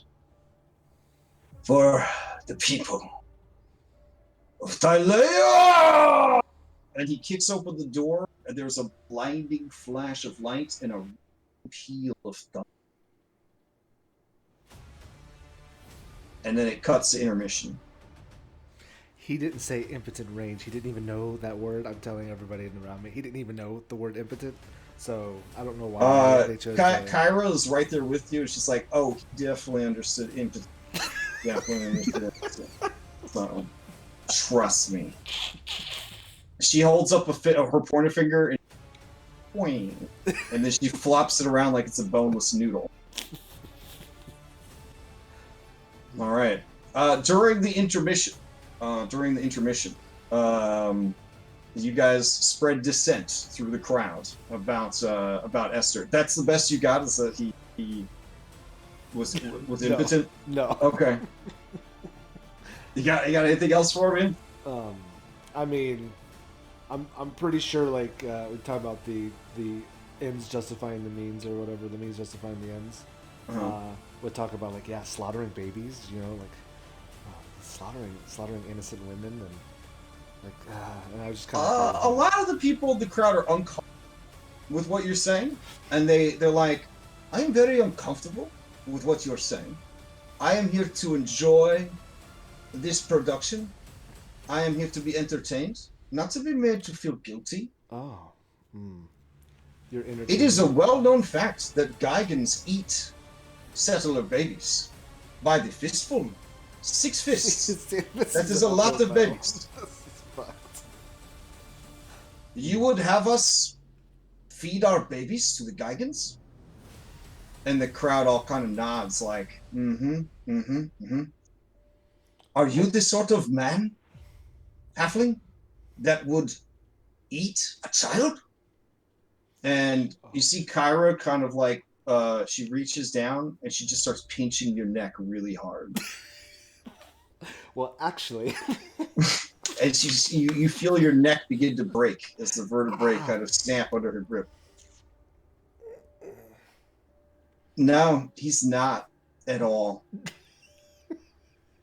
He thinks that eating people is so fucked up. I think he's gonna throw up right now just thinking about it. And there's like a gust of wind, and you feel as if someone has hit you in the stomach with a fucking log. Okay. Oh, there he goes. He's just heaving it all. Don't worry. There's no one eating babies or children here, Sibo. Move along, everybody. Move along. Ugh. Oh, that could have gone better. I guess what I would say inside, like to the crowd or anybody who's near us is like, oh, it's very shame. It's a shame that such a nice person had to die for that for them to make that ship to get across. People seem confused. They're like, what do you mean? There's no person that died. Oh, no, you don't know the story? They all kind of seem confused. Well, what do you mean? Oh, you don't, the ship, it's made from a dryad's tree. Oh, they all seem super relieved. Dryad? That is not a person. Oh, and they kind of like wipe their foreheads like, oh, they thought you were gonna drop really sad shit on them. All right. Yeah, right. Like. All right. Yeah. I just remember I still have Esther's shield. Oh yeah, you do have Esther's shield. What are you gonna do with it? After this is over, I want to drop it off with Vulcan and see what he can do with it. Okay, fair enough. Lost cause, guys. Lost cause. The lost cause. All right. As anybody who would listen, as the intermission ends, you never got to see the cool boss fight. Instead, you see people standing on a shore, and the great ship, the Ultros, sails up. A hooded figure, hovering above the ground, thanks to really good wire work. Holds out a bony hand and points to the settlers assembled on the shore. They approach, and they hand a scroll over. The people take the scroll, and they read it. What is this? An age of peace? But how? What has happened? Are you not Damon, great wizard of the Dragonlords? Can you not tell us what has transpired? What has happened to our great heroes? What has happened to Esther Ockerlander? And they look at the crowd because they just said like the name of the play almost. You know what I'm saying? And the whole crowd's like whispering, they almost said the name of the play. And then Damon slowly shakes his head like a fucking Christmas Carol ghost, and he just floats back into the boat, and then the boat just like backs off the stage. And the people turn and they say, who knows what's happened at the top of Praxis? Only the gods and the titans and the wizard Damon know for sure. But one thing is clear. We owe these centuries of peace and prosperity to the Dragonlords of old and to the great Esther Ockerlander, who led them in the final battle. Victory.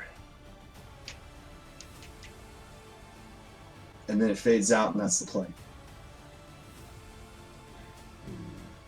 Everyone cheers. There is one question that does come up a lot, and they say, you hear people saying, if there were Dragonlords, why did they have a boat? Why were there no dragons in this play? And a lot of people are like, they could not afford the special effects, I guess. And then you hear more rumors. Well, did you know that in Mitros, King Acastus, he and the Order of Sidon, they are working to revive the Dragonlords of old. King Acastus has a silver dragon, bigger than the house. And then there's more and more murders. And then they point out that, like, Gaius has a silver dragon. Rumors must be true. Dragonlords are returning.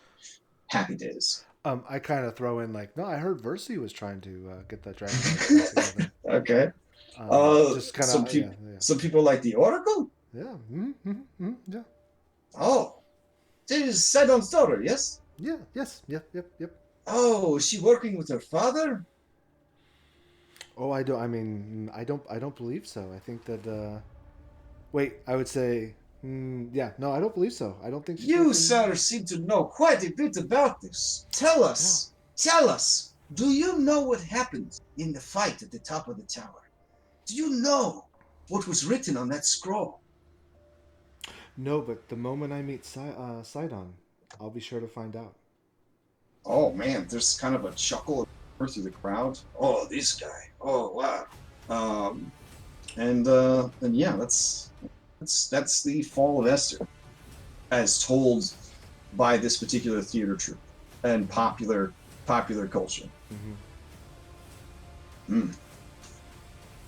All right, we're gonna timey-wimey this shit because I'm just gonna knock out the 3 plays now, and then it's assumed that you guys did carousing, shopping, mongering, and all that in the intervening time period. All right, so let me get some other music here.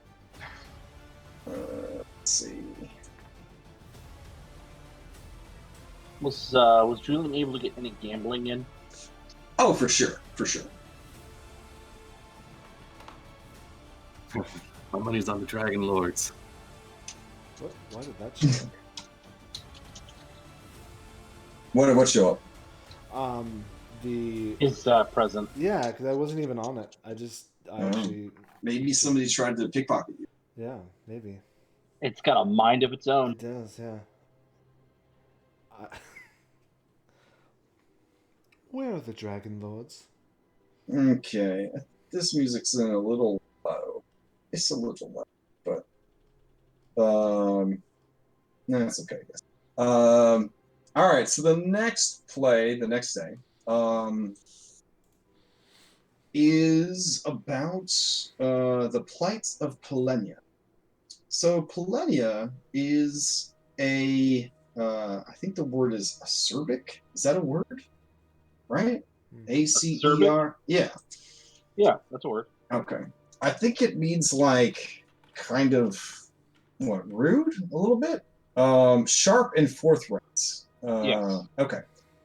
So Polenia is a bard who does not so much entertain as just tells it like it is. Yeah, they just tell it like it is. In life, Polenia was feared by men, women, heroes, rulers alike, because she would very much just tell it like it is. She died young. Because eventually she was too blunt and too honest too many times, and finally the ire of her audience was so great that she was killed by an angry mob when she was delivering a performance wherein she pointed out the shortcomings of the people of Mitros and their moral failings. I know that risk. When she arrived in the underworld, She was brought to Hypnos, the throne of dreams, the great barge or pleasure barge of Lutheria, which, despite the sunless realm, is overgrown, beautiful flowers, vines. There, she was brought before Lutheria, who loves jokes.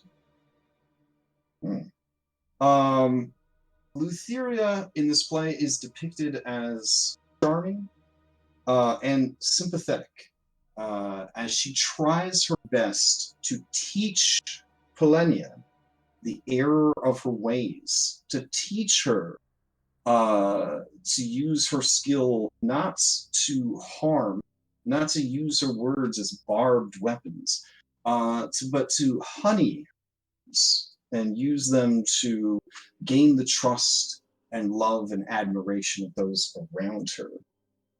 These lessons are it's pretty much like a saw. It's really, really fucked up. Basically, each day, Lutheria, with a heavy heart in her heavy bosom, has to torture Polenia horribly. Like, skinned alive, sew the skin back on inside out, like sew your entrails into a sweater, make you wear it, like really fucked up stuff. Nothing Lutheria could do could change Polenia's nature. She would never submit. She would never joke or jest or lie. She would only ever tell the truth. In the end of the play, it is Lutheria who is defeated, for she finds in Polenia a trusted friend and advisor, someone that, regardless of the risk, is always going to tell her the truth. Never, ever lie to her or try to lead her astray. And it is said that Polenia serves, to this day, as Lutheria's most trusted advisor in the realms of the dead.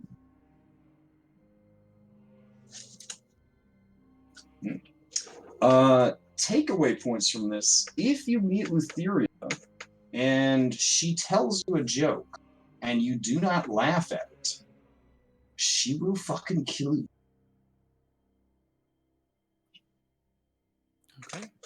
Okay.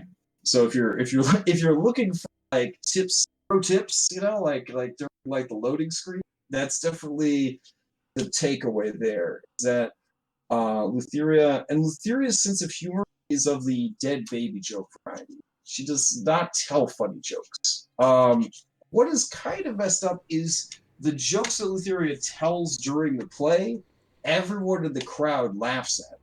You can't tell if they're laughing because the crowd is super messed up like horror junkies, because this is very much like a horror movie type play. Right. Or if they're doing it because they know that you must laugh at Lutheria's jokes, no matter how grim, dark, or fucked up they are. That's the greatest trick. Yeah. But overall, the play makes you feel, unless you're a really fucked up individual, it makes you feel pretty bad. I think. I don't know. I'm not going to speak for your characters, but it basically has the same energy like a murder porn, like a torture porn. You know, like just a movie that's gory and violent and sadistic, meant to shock and disgust and surprise and sort of horrify you. So I don't know if your characters are into that kind of stuff, but that's sort of the play in general. Can I roll to see if my character's Yeah, sure. Yeah, if you don't know, definitely finding situation.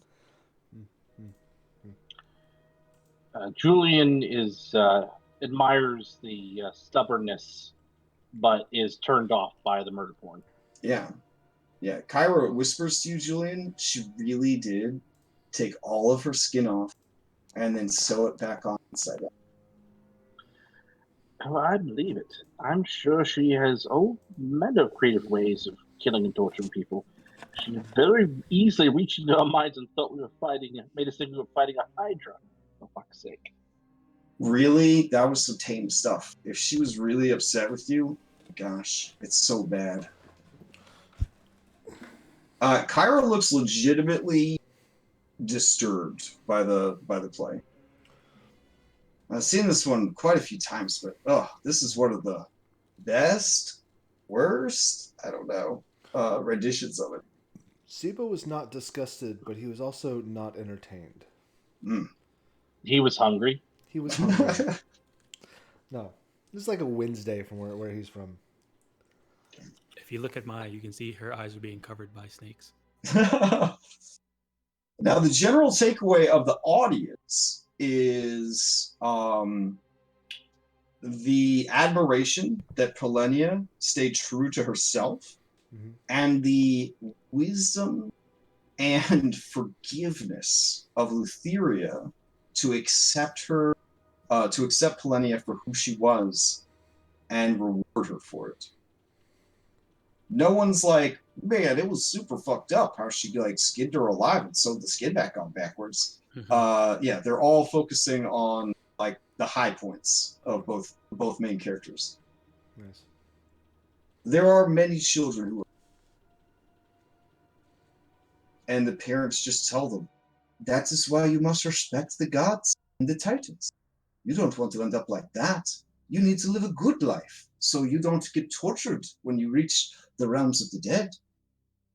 The consolation is, it's dialed in, but a lot of the children look haunted. And that is why they have an entire Halloween-esque holiday in Thylea, where you give children give offerings to Thylea so that she does not steal them away in the night and take them to an. All right. Yeah. Lutheria is paranoid. Mm. She went through great lengths to obtain an advisor that only tells the truth. The more I learn about the lore of this thing, the more I want to see like an all Lost One party go through this. Oh, by the way, Maya, your snakes have mustaches. I don't know. You might have noticed that by now. All right, and then the final play, which will wrap us up for the week, is Pythor and the Five Sisters. This romantic comedy describes the tumultuous love affair between Pythor and his jealous wife Hexia. In this play, he is depicted as an irascible idiot who bumbles his way into becoming the king of the story. Wow, I feel like that really summed it up. Basically, Pythor spends the whole play. Pythor is also played by a halfling in this play. I don't think I have the miniature available right now because of the process of computers, so I don't think I have it. But basically, he's played by the same actor who plays Tyrion Lannister in Game of Thrones. Can't remember his name off the top. Peter Dinklage. Peter Dinklage, yeah. So Peter Dinklage is playing Pythor in this play, and he gives a commanding performance. But it's like his early career where he took like all like the midget roles because he got bills to pay and stuff like that. And it's not like his current career where he's like super highly respected in the industry and like nobody would ever like be like, oh, you need to play this midget because we need a midget.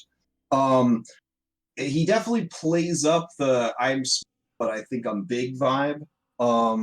Anyways, he basically falls in love with these five sisters. And there's a lot of hot orgy action going on. It doesn't matter though, because one by one, they are all snatched away by Hexia, the Green Dragon, which is essentially just a big person wearing a fursuit of a green dragon. And they swoop in with their arms out like they're doing like the airplane to represent that they're flying. And they grab and drag the women away. Pythor impotently beating his tiny fist against the stone, wailing for his lost loves. This goes on and on for a while. There's a lot of lulls and a lot of yucks, but most of them are at Pythor's expense, which is kind of risky because it's Pythor City. At no point though does Pythor show up and kill everybody. Yeah. In the end, Pythor,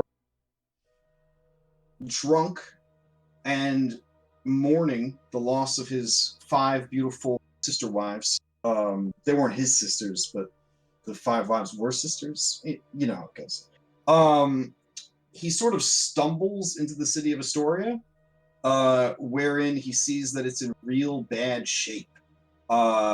So he accidentally beats Esther in a fight, and Esther proudly claims that I have more important things to do than rule this city.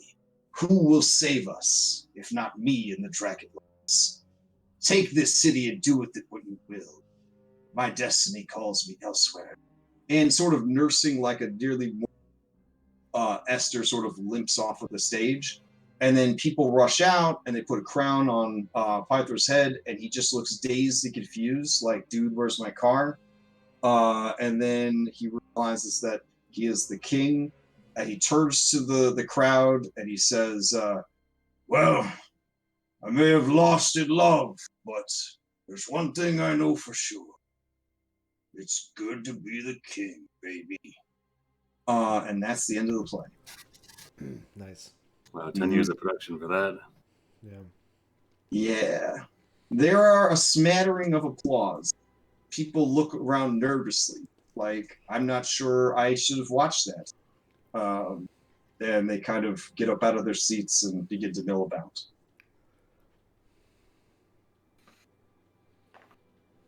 Yeah. There is murmurs in the crowd. Is Hexia real? I thought Hexia was, what is that word? A metaphor for the depression and a failure at love that chases our king around. And then someone else says, no, there is an island out in the great sea called Island of the Dragon. And that is where Hexia has her lair, served by wild elves. She collects all manner of treasure. And then people are like, but she is a big dragon, and Pythor is a man. Does that work? And then people are like, oh, they say that dragons could make love to anyone. And that Pythor could make love to it. And there's some chuckling amongst the people as they're discussing. So I guess they just made it work. And they all seem kind of like to chuckle a bit, and their gaze always kind of turns back toward the palace up on the hill, looking down over the city. And then people do agree, well, things are better than with Esther. And then everyone just kind of like nods. I guess in that like talking point, I'll probably like kind of butt in and be like, I wonder if Pythor had a kid with Hexia. The people look around, they're like, what would the kid like? What? Like a half dragon? Yeah. Like a lizard man? Yeah, something like that. Oh, they are lizard men. They live on Fire Island. No, I'm wondering if any of them are half god, half dragon. Like a half god lizard man? Yeah. That would be interesting, wouldn't it? Yeah. They kind of look conspiratorially and say, there is no end of Pythor's bastards, so sure, there's got to be one out there. That wouldn't be a bastard, though, would it?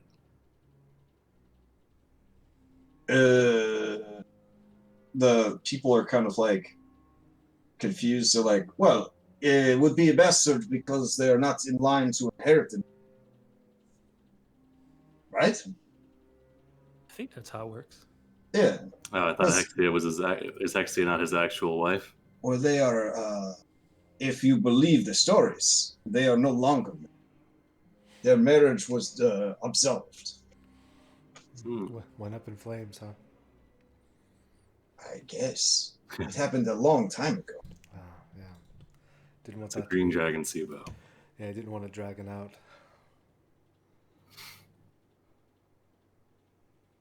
The people kind of look at you. Oh, it's dragon. Yes, yes, that's good. That's good. Well, I am sorry that you had to see that. Say a lot of the crowd as you guys are sort of lingering after the production. I fear for what would have happened to the actor if Pythor had been in attendance. Yeah, I wonder. Yeah, making Estor seem like he's more than he was probably would be pretty risky.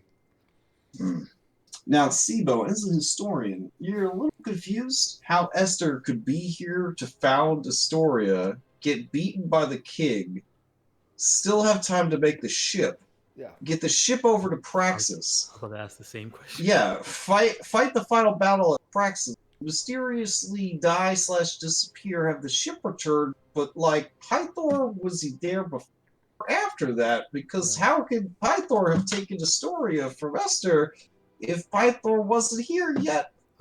Yeah. It's very much the bastardization of poorly recorded history for media purposes.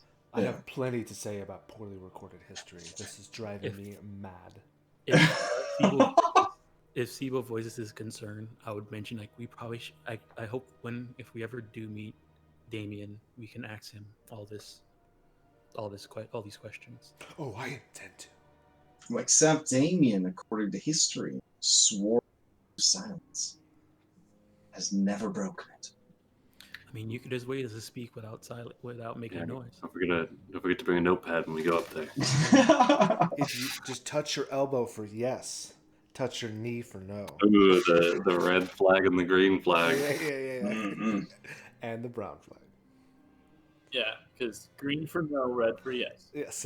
But yeah, I feel like all three of those plays do a pretty good job of explaining, like, one, like the general vibe of this campaign setting, and two, like how badly recorded their history is. Like, it all like overlaps and bleeds into each other and stuff like that.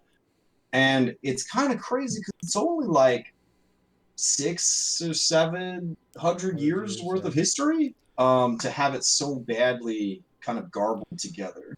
Well, that was one of the things when I was even reading like the player's handbook. Like, I started asking those questions immediately. Like, well, they don't really explain where the vibe came from. It was like, oh yeah, a lot of it's kind of hand waved for the players.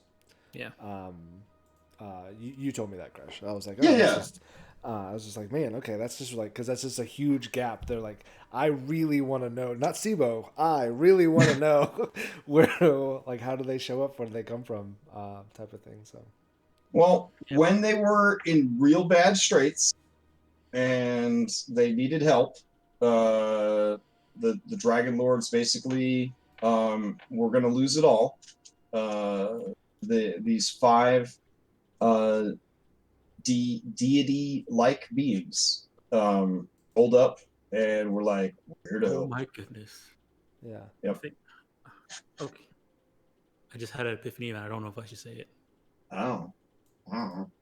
All right. So that's where we are this week. You guys successfully saved and liberated Astoria from the Side Knights, while impressing the Side Knights rather than making them enemies, which is pretty impressive. Yeah. I don't know if it's like the more combat system inspiring you guys to be so diplomatic, but it's a really nice change of pace. DM. I think it's five really, really great D&D players is what it sounds like to me. I mean, that's true. That's true.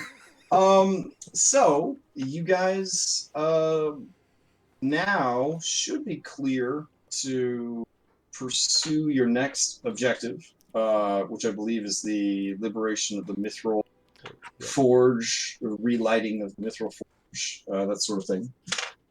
So you got the dwarves waiting to aid you with that. A couple days travel to get there. All right. And then, of course, you've got 3 days of revelry. So if between now and next week you think of anything that you wanted your characters to do, take care of during the wine festival, hit me up at Discord. And if it's particularly interesting, we'll talk about it in next session. Otherwise, we'll just handle it via Discord. Okay. Sounds good. Andronicus could take the shield of Esther by Aesop at the that's true. the Temple of Dragonlords. See if you could get any insight on that. Yeah, my 3 days are going to be consumed by doing shit with that shield. So Okay, sounds good. I want to take it, find out what they know, maybe run it by Pythor, and then I want to take it to Vulcan at the end and see if he can do anything with it. Does Esther have like a sigil or an emblem or something? All right. Thank everybody for hanging out. Have a good night. Have Wednesday night rhyme. We have back here again next Sunday, and we'll be tackling the Mithril Forge. Appreciate everybody stopping in. Y'all have a great evening. Have a good rest of your weekend, and see you next week.